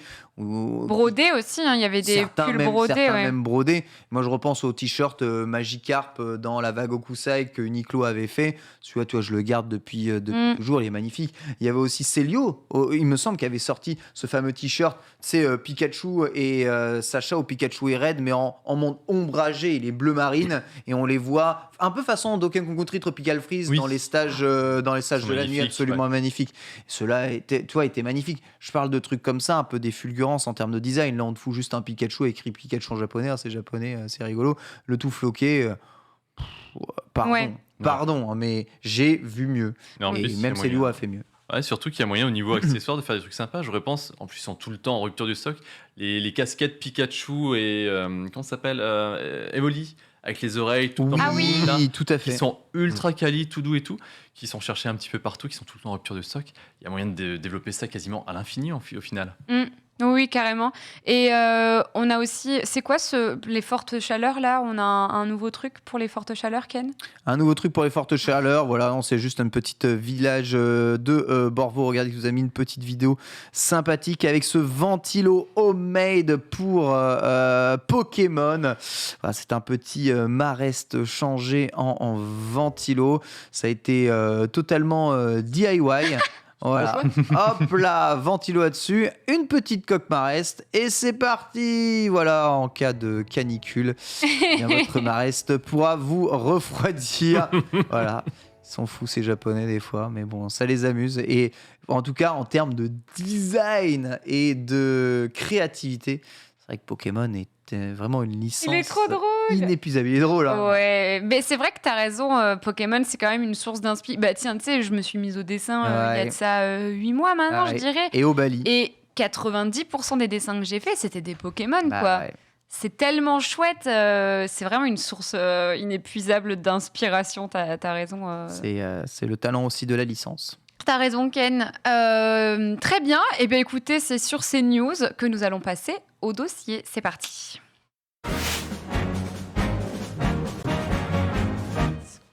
Oui, dossier sur Xenoblade Chronicle 3, un Nintendo Direct spécialement consacré à Xenoblade Chronicle 3, 25 minutes uniquement sur ce jeu, et pour le coup, Nintendo a quand même très bien tourné l'ensemble de son direct, je trouve. Présentation détaillée de l'univers, du postulat de base, des personnages, de ce que vous allez faire dans le jeu, du système de jeu, des enjeux et même du système économique à la fin du jeu avec la sortie, la date, le mécanique de DLC qui était déjà là dans Xenoblade Chronicle 2. Ça fait très plaisir. Donc, globalement, dans Xenoblade Chronicle 2, vous allez être plongé dans un monde où deux grandes nations s'opposent. Et si ces nations s'opposent, c'est pour piquer l'espérance de vie à l'autre nation. Voilà, vous avez tous une espérance de vie limitée dans ce monde qui se répartit par tranche de 10 vies. Je crois que c'est 10 fois 10 ans. Et la dernière tranche, ce que j'ai compris, eh bien, tout le monde part sur le champ de bataille pour essayer de voler l'espérance de vie restante des factions opposées. Se greffe à ça un conflit, à mon avis, avec des organisations secrètes cachées qui veulent peut-être contrôler un peu tout et surtout voler la vie des vivants pour peut-être atteindre et toucher l'immortalité ou casser ce système de guerre infinie qui n'a que trop duré. Nous suivons deux personnages principaux qui sont des guideurs d'âmes et qui sont chargés de transporter les âmes des défunts morts au combat vers l'au-delà. Voilà, un peu comme... le pitch méga dark. Exactement. En fait, ouais, le postulat, c'est vraiment une histoire qui traite de la mortalité, de l'immortalité sur fond de guerre. Et que se passe-t-il lorsque certaines personnes sont en quête justement d'immortalité? Il y a évidemment encore beaucoup de mechas dans l'univers, parce que c'est même des grosses machines qui sont chargées de récupérer un peu les âmes des personnages battus. Mais voilà, on ne sait pas vraiment pour quelle raison, mais visiblement grâce à un personnage un peu mystérieux, 3 personnages d'une des factions et 3 personnages d'une des autres factions vont devoir se regrouper et faire équipe ensemble pour le bien commun de l'humanité. Vous les avez vus, ces personnages. Bon, globalement, tu as la team en noir et la team en blanc. Et voilà, ils sont tous opposés à la vie et à la mort, mais ils vont devoir s'aimer, s'écouter et se soutenir. Ce qui permet au jeu, contrairement aux autres Xenoblade, d'avoir un cast 100% fixe de 6 personnages dans le jeu, mais ce coup-ci avec un système de job que vous allez pouvoir changer. Chaque C'était personnage pas le cas, va c'est avoir ça? Il y avait une compétence. Pas vraiment. Dans le 2, tu joues avec des personas, donc avec des stands qui viennent t'accompagner. Tu as 3 stands que tu peux changer au fur et à mesure. Voilà. Et il n'y avait pas, on va dire, ton skill, t'étais toujours épéiste que lorsque tu jouais, comme en Rex. Et puis, ça changeait pas. Là, tu vas pouvoir passer d'épéiste à soigneur, à soutien, à tank, si tu le veux, ou à full DPS, ou alors à voleur. Voilà. Tu vas pouvoir avoir plusieurs jobs qui viennent se cumuler. Plus vous montrez en compétence dans ces jobs, plus vous récupérez les skills, les fameux skills de Xenoblade que vous pouvez spammer en fonction du cooldown, voilà, qui est un système très très MMORPG-esque, ou alors surtout inspiré, il me semble, de Phantasy Star Online à la base. En tout cas, un système que les Japonais aiment bien mettre dans les JRPG au pseudo tout partout. Enfin, ce côté un peu hybride, c'est du temps réel, mais vous devez quand même attendre pour taper, quoi. Et donc, le fait de pouvoir interchanger tout, ça fait que chaque personnage va pouvoir être construit de façon différemment, avec des armes différemment, avec des skins différents. Ça ajoutera à ça souvent un 7e perso qui seront visiblement à trouver un peu sur la map par-ci par-là, qui eux aussi auront des compétences particulières et que vous pourrez équiper pour essayer d'apprendre ces compétences. Le truc de fou, c'est qu'évidemment le système de jeu semble être encore complètement fou, avec fusion de compétences entre différents types de jobs au cours de vos attaques, fusion de personnages pour créer ce qu'on appelle un Ouroboros, un espèce de gros mecha pour faire des grosses attaques, mais aussi enchaînement combo de skills lorsque les barres sont à fond. Ça, il y avait déjà un peu ça dans Xenoblade Chronicle 2. Voilà, un système très développé. On conserve le système de relations dans les zones et les villages avec tous les PNJ du jeu que vous aidez ou que vous faites évoluer pour aussi faire monter votre arbre de compétences. On garde le système de mini-quêtes. Par contre, on accentue beaucoup la possibilité de se déplacer vite. Téléportation très très très rapide, ils ont montré, c'est assez impressionnant, on croirait d'être sur les consoles SSD modernes. Ils ont vraiment accéléré la téléportation sur les maps dans ce jeu. Énormément de possibilités évidemment combinatoires et beaucoup de mini-quêtes, des maps encore plus grandes, un monde encore plus vaste à explorer et très probablement des plot twists, ne plus quoi savoir en faire. Il y a toujours la mécanique de la nourriture qui te permet d'avoir des buffs up. En fait, je pense que tout ce qu'il y avait avant dans les autres Xenoblade, ils ont tout remis là, ils ont changé un peu le système pour qu'il soit encore plus riche qu'avant et c'est reparti. On reconnaît la patte Xenoblade, même si le gameplay va quand même changer fondamentalement, même beaucoup par rapport à avant, comme c'était le cas entre le 1 et le 2. Et on est toujours plongé dans un jeu avec un sentiment d'immensité et d'exploration qui est total. Donc voilà, c'est vraiment cool. Petit big up quand même sur le système de map qu'ils ont repensé. Je trouvais les maps de Xenoblade Chronicle 2 assez mal foutues, notamment au niveau de la verticalité des maps. On ne savait pas trop sur quel plan on est. Là, ils ont fait en sorte que tous les points d'intérêt de chacune partie de map soient assez bien. Et surtout, ils ont fait un système de traces de quêtes. Alors ça, c'est un peu gros, mais sincèrement, moi, je pense que c'était utile dans le 2. Quand on me dit il y a une quête qui est là, le point d'intérêt ne suffit pas au fait que je me rende sur la quête.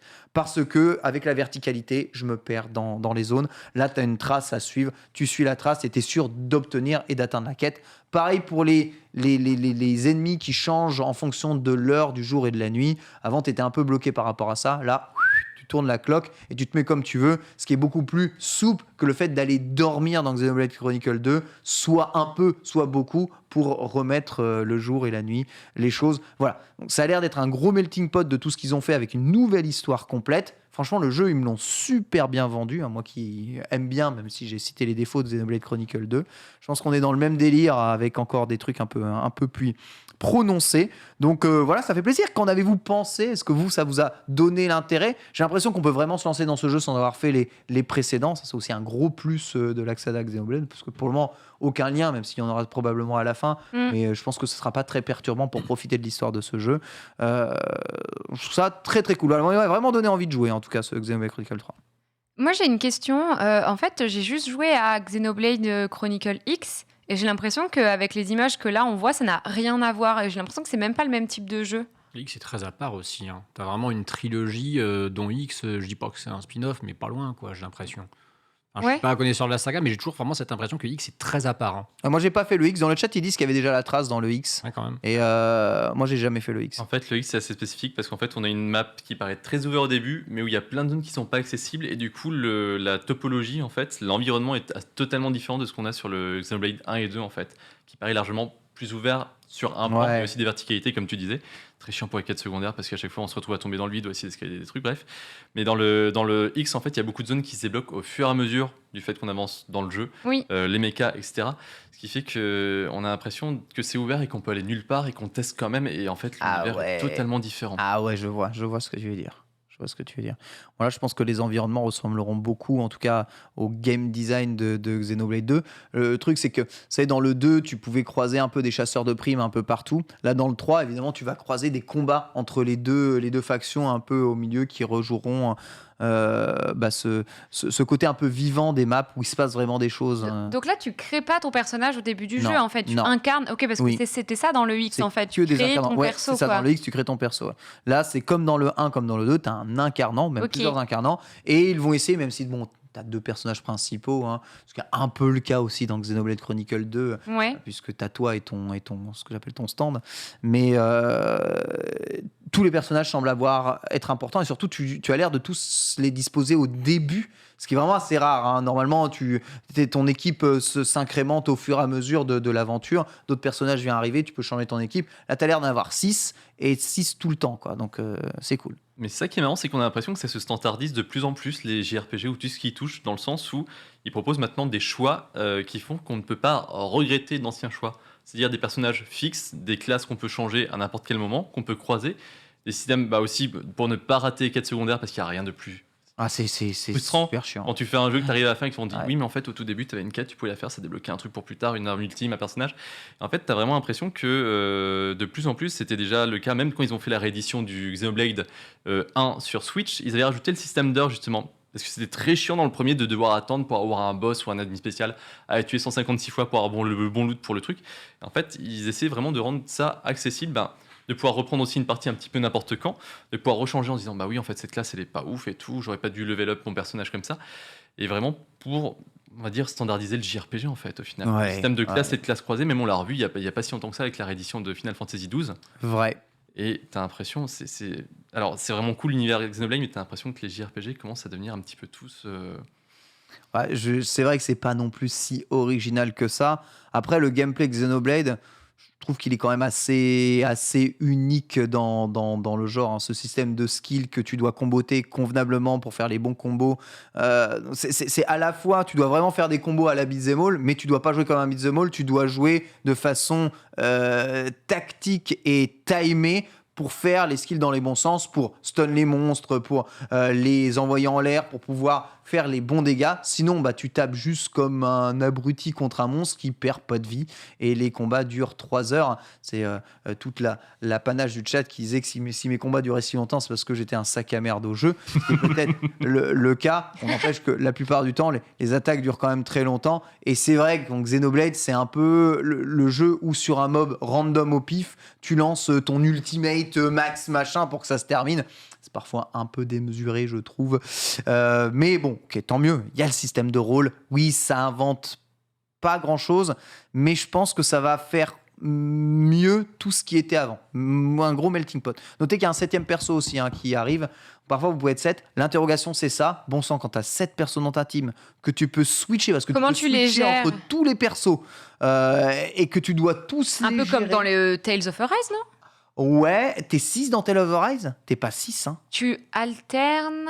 Je crois que t'es 4. Généralement, quand tu commences à alterner à plus de 3 persos, moi j'ai la tête, Ouais. j'ai la tête qui explose. Non, t'as raison. En fait, on a le choix de tous, mais il faut aller les invoquer au camp, quoi, en gros. Ou dans Xenoblade, tu as à chaque fois des affinités entre certains arbres, faut te placer sur Ouais. le côté, devant, Ouais. derrière. Ça marche que si est confus, ça marche que C'est si est ça, de tel type. c'est ça. Donc du coup, tu as le cerveau qui doit aller Le jeu, à- il casse la tête. Et du coup, toi, Kofi, c'est quoi ton rapport avec la licence Xenoblade? Alors Xenoblade, j'ai connu ça à l'époque avec le premier sorti sur Wii, avec la sainte trilogie de la mort de la Wii, avec Pandora's Tower et La story. La Story. D'ailleurs, c'est le seul qui est resté parmi ces trois-là, c'est un peu dommage. Hein. J'avais découvert, j'ai eu peur un petit peu parce qu'en fait, il y a un côté un petit peu MMO dans le sens, t'arrives, c'est grand ouvert, tu Oui. sais pas où il faut que t'ailles. Oui. Tu peux farmer des mobs, t'as des mobs qui arrivent, T'as qui des ont mobs 50 élites, niveaux, voilà, c'est ça, de ouais. plus que toi, tu fais tiens, je vais essayer de lui taper dessus avant même que tu sois arrivé à moins de 3 mètres, one shot. Ouais. Et en fait, c'est un côté qui fait peur parce qu'il y a beaucoup d'ouverture. On peut presque aller où on veut dès le début. Il y a les quêtes secondaires qui nous permettent d'aller fouiller un petit peu partout justement pour ne rien rater. Et j'ai trouvé ça très chouette, même s'il y a en fait beaucoup de mécaniques assez obscures par rapport aux arts, par rapport même il y avait le sociogramme dans le premier qui était très compliqué, on pouvait rater beaucoup de choses. C'est-à-dire qu'il fallait parler à une personne à tel moment de l'aventure, puis reparler à une autre à tel moment de l'aventure pour tout débloquer et tout découvrir. Mais ça ouvrait un lore assez énorme. Et de voir que ça a évolué autant au niveau des univers, des lores, et des petites fonctionnalités comme ça qui ont été rajoutées avec le X, avec les mechas, avec le 2, avec le système de... Alors je ne sais plus comment il s'appelle, mais les espèces de personnages comme tu disais. Je pense qu'on C'est les risque de- blades, les armes. Les blades, oui. Et où ça marche comme un gachapon, j'ai jamais trop compris. Oui, ça, ils ont supprimé le gacha, hein, insupportable, hein, ce truc-là. Oh, Mais c'est quand même une licence qui vient de loin parce qu'à la base, avant, il y avait encore les Xenogears, les Xenosaga qu'on n'a jamais trop vus en Europe et qui étaient pourtant assez énormes de ce que j'avais entendu dire. Et on a tout un pan de la saga qu'en fait, on ne connaît absolument pas.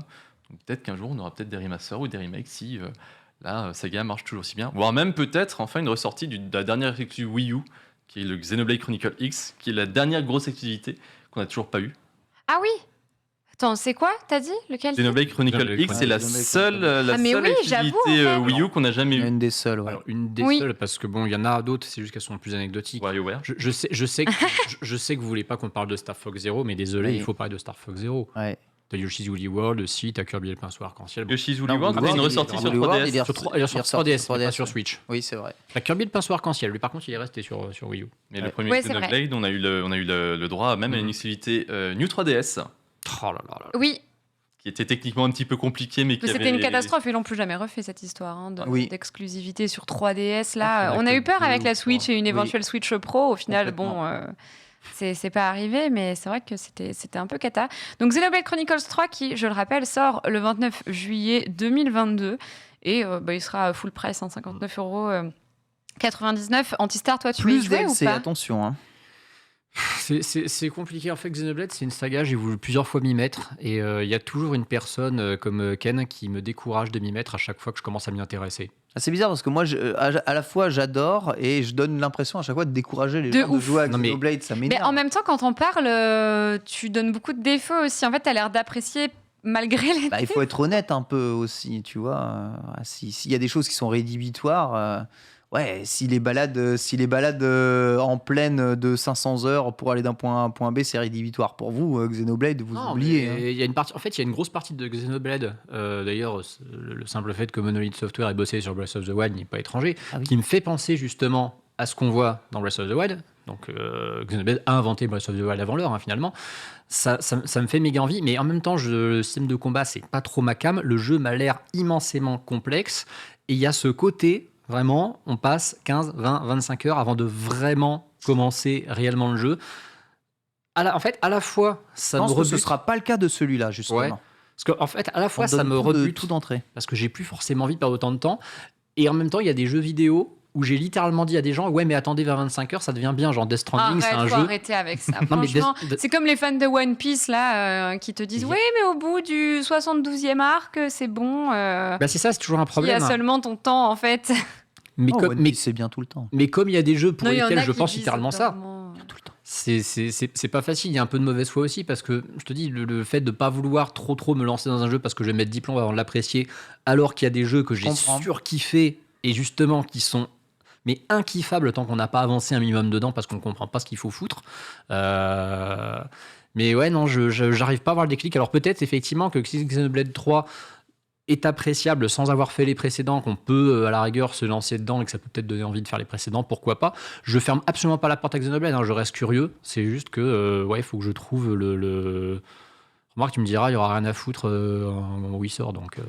Notez que voilà, les trailers en tout cas sont en voix anglaise, hein, qui sont plutôt pas mal, hein, je trouve. Mais généralement pour les Xenoblade, pour avoir les voix japonaises, il faudra les télécharger sur le store. C'était comme ça dans les précédents épisodes. Vont-ils réitérer ? On verra. Seront-ils intégrés directement au jeu ?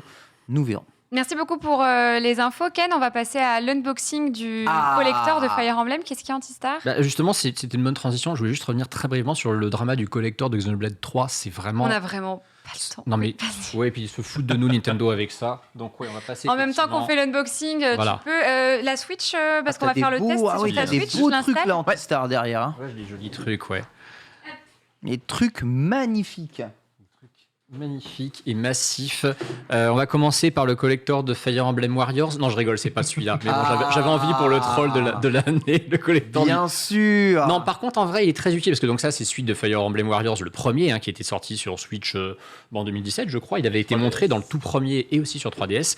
Non, mais par contre, il va servir. C'était même une exclue 3DS, je crois. C'était une des rares exclus d'ailleurs. C'est vrai. C'était incroyable. Ouais, T'es c'est vrai. sorti sur 3D, je me souvenais même plus. Mais il va servir pour l'échelle, pour que vous voyez la taille du collector du Fire Emblem qui bien vient de sûr. sortir, parce qu'on n'est pas du tout dans la même gamme. Oh. Je les mets là. Ah oui, Voilà. la vache. C'est pas du tout le même volume. Hein. Par contre, Donc c'est ça- magnifique. Hein. Donc ça, c'est le très très très beau collector de Fire Emblem Warriors 3 Hopes qui vient de sortir, dans lequel nous avons écoutez, pas mal de choses. On va l'ouvrir. En plus, voilà, il est même pas scellé, donc c'est très pratique. Je sais pas s'il y a la zénithale de dispo ou pas. Vas-y, raconte Antistar. Il y a beaucoup de choses dedans. Alors l'avantage, c'est que comme Kofi lui connaît vraiment le jeu, il va pouvoir nous détailler un petit peu plus quels sont les éléments de ce magnifique coffret.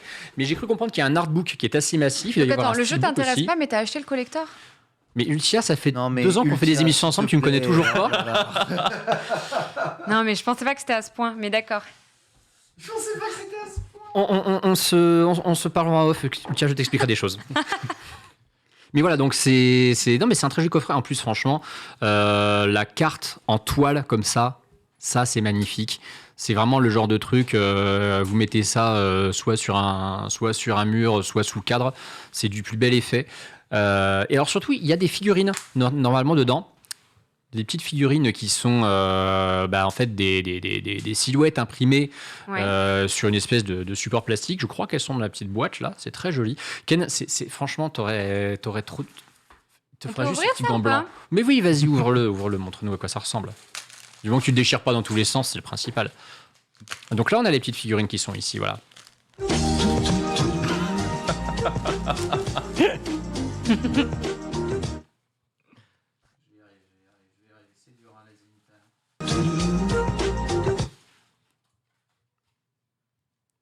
En fait, la carte, elle fait un peu drapeau, je trouve.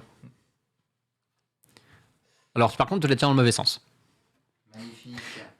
Tu rigoles, mais moi, j'aurais bien aimé que dans le collector de Breath of the Wild, il y a la carte du jeu comme ça. Hein. Mais il y a une époque, ils en faisaient très souvent des cartes comme ça avec les Mais ouais. jeux. Je me rappelle de l'époque de Morrowind et tout, c'était de base avec la notice en plus. Et là, maintenant, t'as ton jeu, t'as ta cartouche, si t'as de la chance dedans, et puis basta. Magnifique. Absolument somptueux. Hein. Mais tu fais quoi de ça, franchement ? Rien. Bah, tu l'accroches. Vous avez les petits pieds des. Et c'est moi qui figurines. suis blasé après. Je suis désolée, mais c'est un torchon. Bon, c'est pour les petits pique-niques. C'est pour les pique-niques, tu sors ça. Hicham Fab, regardez mon taboulé comme il est incroyable. Imagine, on met le même truc dans un collector de Splatoon, tu diras que c'est un torchon. Non, franchement, grave. Voilà. Franchement, si. Non. Ah non, Ah vraiment. si, tu le diras quand même. Ah oui, je dirais bon, quand même. d'accord, Attends, d'accord. parce qu'au collecteur de Splatoon, tu me donnes une nappe, excuse-moi. Au moins, il y a déjà les taches dessus, quoi. Donc C'est vrai, remarque, effectivement, ouais. C'est vrai.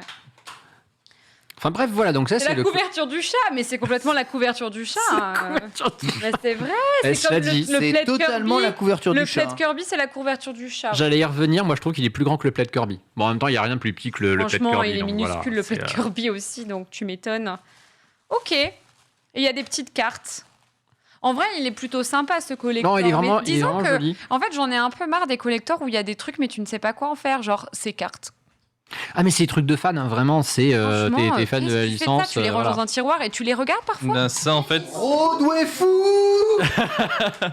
mais ça, c'est vraiment pour les fans des mais- Free Houses Non, mais tu fais quoi, qui ont un- tu les ressors et tu les regardes une à une et tu dis waouh, j'adore Et cet artwork Tu officiel. repars sur Card Shark et t'essaies de faire des tours avec. Bah ouais, c'est vrai. Non, mais en fait, moi, avant, j'adorais les collectors, machin, les trucs, mais plus ça va, moins j'y arrive parce que je trouve que ça n'a aucune utilité. Ça sert à R. C'est Et déjà c'est très dommage parce poussière. que tu peux faire des trucs qui servent, tu vois. Mais moi j'aimais bien les collecteurs que Nintendo faisait. Il y a une époque, enfin c'était même pas des vrais collecteurs, c'était des sortes de semi-collecteurs qui coûtaient 20 Ouais. balles de plus, où tu avais un joli amiibo, des fois un petit peu limité. Et là, bah, tu as des silhouettes en carton. Mais Ultia, tu décores comment chez toi? En tout cas, pas avec une nappe Fire Emblem, ça, c'est une certitude. Non, mais je sais pas, écoute, après, il y a des collecteurs qui sont sympas avec des trucs qui servent à quelque chose, mais c'est vrai que moi, là, je trouve... C'est vrai Au que moins, t'as limite des petits amiibo collector avec les persos principaux. Les amiibo, le problème, c'est qu'il y en a de moins en moins qui sortent quand même. C'est une espèce en voie de disparition, Oui, c'est vrai. les amiibo. Les derniers, bon, on nous sort ceux de Smash un peu au compte-gouttes là. On n'a toujours pas d'infos d'ailleurs sur est-ce que Sora aura le sien ou pas, je ne sais pas. Et les derniers amiibo sortis, sinon pour moi c'est ceux de Metroid Dread, je crois. Qui sont partis très vite. Alors ouais, mais on les trouve encore. Je les ai vus. Honnêtement, alors on va me dire ouais, mais c'est la province. Le Micromania de Reims les a toujours. Il y avait Voilà. pas des nouveaux trucs de Breath of the Wild aussi qui sortaient de temps en temps au compte-gouttes. Alors, Breath of the Wild avait eu les amiibo des prodiges qui étaient sortis après le DLC, donc pas loin d'un an après la sortie du jeu. Mais ouais. Merci beaucoup pour l'unboxing, en tout cas, Antistar. On va passer Merci, sans Ken. plus tarder au test. Oui. Parce que j'ai rien fait, moi j'ai juste Oui, amené c'est le vrai. truc, c'est Ken qui a unboxé. Tu nous as dit ce qu'il y avait dedans, C'est c'est vrai, important. T'as écouté, moi je savais C'était pas. du travail d'équipe. Mais oui. C'est parti pour le test. Alors, Kofi, tu veux t'organiser comment? déjà, je vais poser la question qui va fâcher. Qui connaît la licence Fire Emblem? Moi, je quand connais même, depuis... on connaît, quand même. Ouais, je connais quand même depuis Connais. celui sur 3DS, là. Ouais. Awakening ou Ouais, Fates C'est la licence, c'est la licence qui donne plein d'épéismes dans Smash, c'est ça? C'est ça, c'est depuis Smash Bros Melee d'ailleurs. En fait, les gens ils font ah oui, je connais, c'est le jeu de Smash Bros là. Non, c'est en vrai, c'est beaucoup plus ancien que ça. On a eu le droit à ce jeu qu'à partir du 7e épisode sur GBA en Europe, malheureusement, qui était juste incroyable. Moi, c'est ce qui m'a mis le pied à l'étrier au Tactical RPG, parce que oui, à la base, c'est pas un gros jeu de baston ou un jeu où il faut essayer de draguer tout ce qui passe. C'est un Tactical RPG au tour par tour. On a notre équipe, on a l'équipe adverse, on bouge nos joueurs un par un pour pouvoir attaquer les ennemis selon les affinités. Donc il y a le fameux triangle des armes avec l'épée qui bat la hache qui bat la lance et la lance qui bat l'épée, avec bien sûr à côté les magies avec différents types, les archers, comme on voit là, les pégases, les wyverns qui sont des unités volantes. Et par contre, la petite particularité à ce jeu qui a pu frustrer pas mal de gens qui ont essayé de s'y mettre, c'est que en fait on peut recruter des personnages qu'on peut rater, En qu'on tant peut que trouver. professeur, tu peux draguer tes élèves. Ah. Un peu immoral quand même, mais ok. Et en fait, c'est le gros truc qui posait problème en Europe, c'était la permadeath. C'est-à-dire qu'on pouvait rater des personnages qui étaient chopables sur la map, qui pouvaient être des fois très intéressants, mais on pouvait également perdre nos propres personnages, parce que s'ils mouraient sur le terrain, qui pouvaient se faire littéralement one-shot par n'importe qui en fait, et c'est perdu, il fallait faire les 30 dernières heures de jeu avec... Donc ça a été un gros point rédhibitoire. Mais donc ça a commencé un petit peu à monter en force avec, en effet, on a eu les personnages dans Smash Bros, Troy et Mars bien avant, puis on en a eu plus au fur et à mesure sur chaque Smash Bros. On en a eu sur plein de supports différents, mais la sauce n'a jamais prise malheureusement. On en a eu sur GameCube, Wii, DS, 3DS, Switch, smartphone, et ça a commencé à prendre un petit peu au niveau du Fire Emblem Awakening qui était sur 3DS, parce que la 3DS est une console qui a eu un grand succès C'est vrai. en Europe, avec près de 2 millions de ventes. Où en plus je crois que c'est le premier épisode où on pouvait choisir de ne pas avoir de permadeath justement. Oui, c'est vrai. Je crois même qu'il y avait plusieurs modes de difficulté, ce qui permettait aux gens qui voulaient découvrir la licence sans se prendre la tête d'enfin pouvoir découvrir ce style de jeu si particulier que le Tactical RPG qu'on a malheureusement pas trop en Europe. Une petite parenthèse, il y a aussi un spin-off parce qu'on parlait de Persona tout à l'heure, avec Persona, avec le Tokyo Mirage qui était à l'époque une exclu Wii U, qui est ressorti sur Switch avec la version Encore, qui était très sympa, qui était vraiment très sympa. C'est un bon JRPG. Hein. Les gens ont tendance à passer à côté, mais c'est un vraiment bon JRPG. C'est ça, on utilisait un petit peu la relation entre les personnages. Il y avait un côté très J-pop et idol aussi présent dans le jeu. J'avais vraiment adoré et j'avais l'impression d'être la seule personne au monde à avoir fait ce jeu-là. Non, il est vraiment bien. Ça reprenait le meilleur des deux univers. Et je trouve que justement ce Tokyo Mirage a rapporté beaucoup de contenu pour le premier Fire Emblem qui a vraiment pris en sauce en France, je trouve, qui est le Fire Emblem Three Houses, qui est sorti en 2019 avec plus de 3 millions de ventes. Alors le topo, voilà, ça a été vraiment très simplifié, ça s'est personnalisé dans le sens où on avait toujours du tactical RPG, sauf que ça s'est simplifié. Il y a des grandes sessions, on peut parler à plein d'autres personnages sur place, parce que cette fois-ci, on a des personnages accessibles très tôt dans le jeu. On a 3 grandes maisons qui sont les aigles de G, les lions de saphir et les aigles d'or. Donc on peut choisir une de ces 3 maisons avec les personnages un petit peu prédestinés dedans, créer et tisser nos relations avec, voire même se marier avec. Tu crées ton histoire, tu recrutes des élèves dans d'autres maisons. C'est il ça. se passe beaucoup de choses et il y a vraiment une partie de tactical et une partie de jeu de séduction, jeu de drague. C'est ça, un petit côté visual novel qui a partagé un petit peu les anciens qui préféraient vraiment juste la baston pour la baston et les nouveaux qui aimaient bien ce côté un petit peu plus chill, Dating papotage. simulator. Je vais lui offrir un bouquet de fleurs, on va se faire une petite balade, on va se prendre un petit thé, un petit pique-nique, tout ça. Et du coup, qui a été très très bien reçu. Avec un New Game Plus qui était super intéressant, un univers très intéressant parce qu'à chaque nouveau Fire Emblem, bien sûr, il n'y a pas besoin de tous les faire. Vous pouvez les faire de façon totalement indépendante. À chaque fois, on a une nouvelle région, des nouveaux personnages et bien sûr quelques nouvelles mécaniques qui s'ajoutent au fur et à mesure. Et donc celui-là était vraiment abordable pour chacun. Et qu'est-ce qu'on pouvait faire pour ramener encore un petit peu plus de Japon? Parce qu'au final, c'est une des licences qui vient du Japon qui était un petit peu bloquée comme Persona et comme plein d'autres licences comme les anciens Xenogears, Xenosaga comme on disait avant. Qu'est-ce qui pouvait ramener encore un côté plus japonisant à ce jeu-là? Un Musso. Un Musou. Alors, Musso, il y en a un qui suit. Bah oui, quand même. Non, mais je laissais répondre aussi. Mais en plus, je réfléchissais, j'étais en mode des poulpes. Tu vas. Attends. Et des écolières, il y a déjà. Tu sais, j'ai un espèce de trauma, enfin façon de parler du Nintendo Direct 3 d'il y a 5 ans. C'est celui donc on nous présentait le catalogue de la Switch à partir de juillet-août 2017. C'est marrant, donc en plus on était encore tous en mode oh Metroid Prime 4, trop bien. T'as le Treehouse qui commence et là, allez, on va vous parler de Fire Emblem Warriors. Et là, on était en PLS complète. Je me souviens, on était avec Benzaï. Je sais plus si toi t'étais là aussi ou pas. C'est possible. Mais on était incapable de comprendre qu'est-ce qui se passait et on a essayé de meubler pendant une demi-heure à regarder Fire Emblem Warriors. Il n'y en avait pas un de nous qui avait joué à un Musou.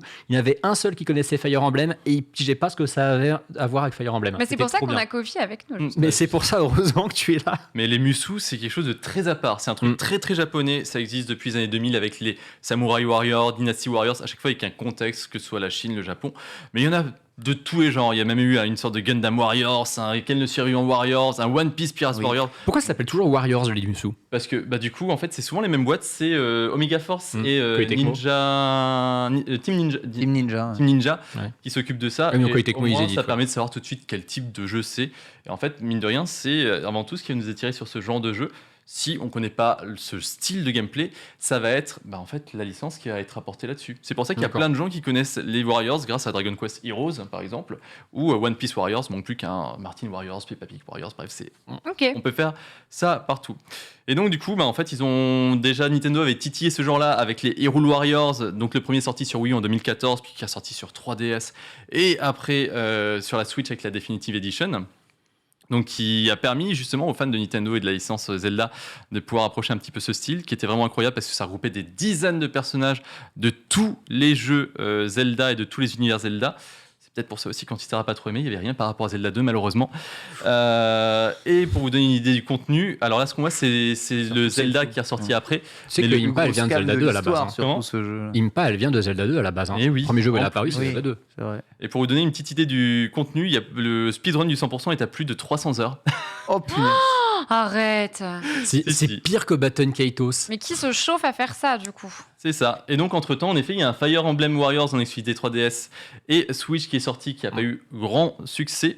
Mais entre-temps, il est ressorti un Hyrule Warriors, l'ère du fléau, qui reprend du coup l'univers de Breath of the Wild, avec les mêmes personnages, mais une histoire... Voilà, pas canon, une histoire parallèle.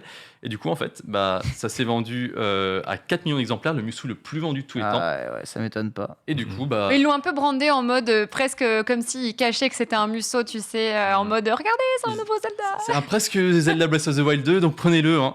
Et du coup, ça a super. Oups, pardon. Attention au sanglier quand même.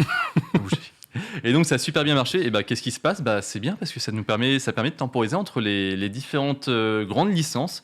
Et ils se sont dit, ils ont refait exactement la même chose avec ce Fire Emblem Warriors Free Hops, c'est-à-dire qu'ils ont repris l'univers, les personnages, le fond du Fire Emblem Free Houses. mais avec un univers un petit peu parallèle en mode et si. Ok.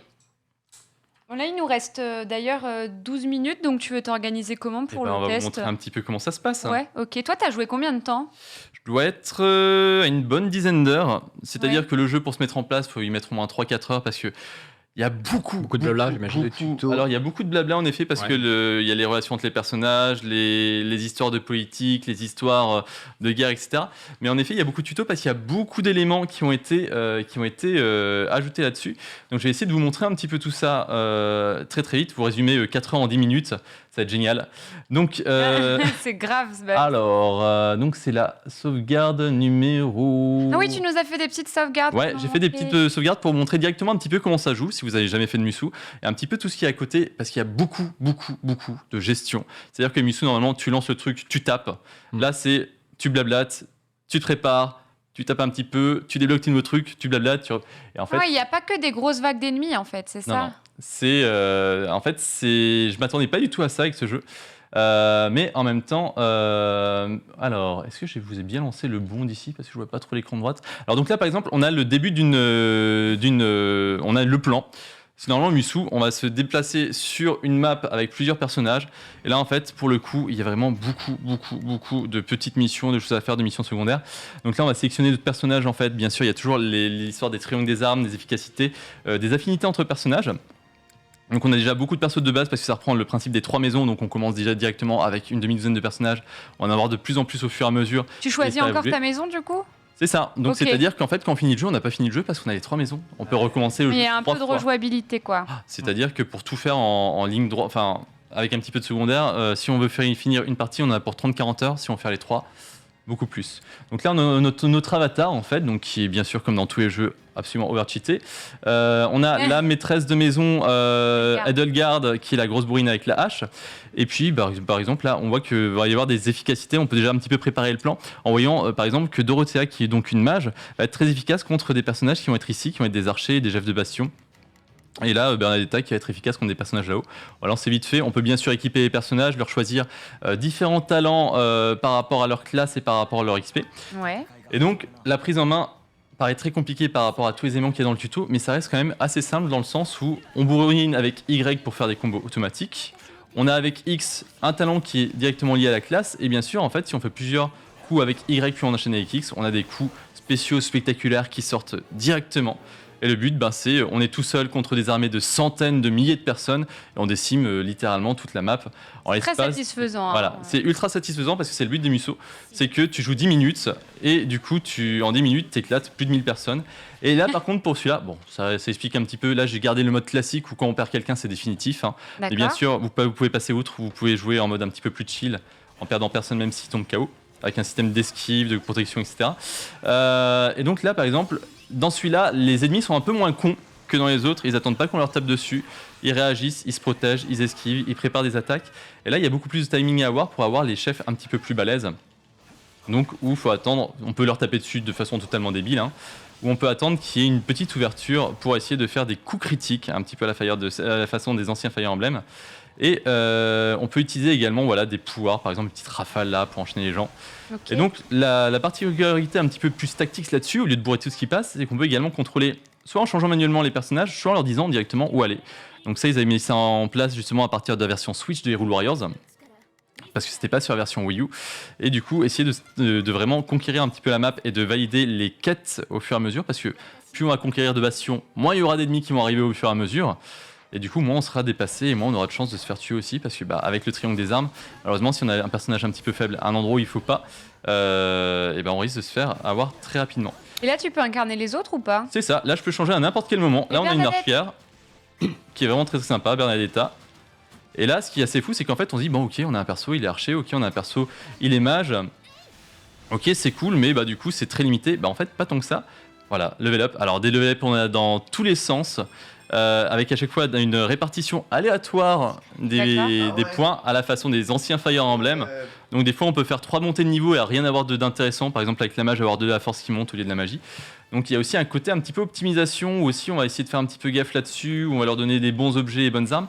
Mais là on est beaucoup moins restreint dans ce jeu, c'est qu'en fait n'importe quel personnage peut faire n'importe quoi. On peut choisir, entraîner les persos sur n'importe quelle classe. de façon à ce que on puisse avoir une team sur mesure, avoir nos préférences par rapport au caractère des personnages, parce que en combattant à côté d'autres personnages, on monte aussi les soutiens. On peut également leur parler, je vous montrerai un petit peu après au niveau de la gestion. Donc là, le but, voilà, ça va être des petites batailles qui vont être à droite à gauche comme ça. Il y en a des principales, des secondaires.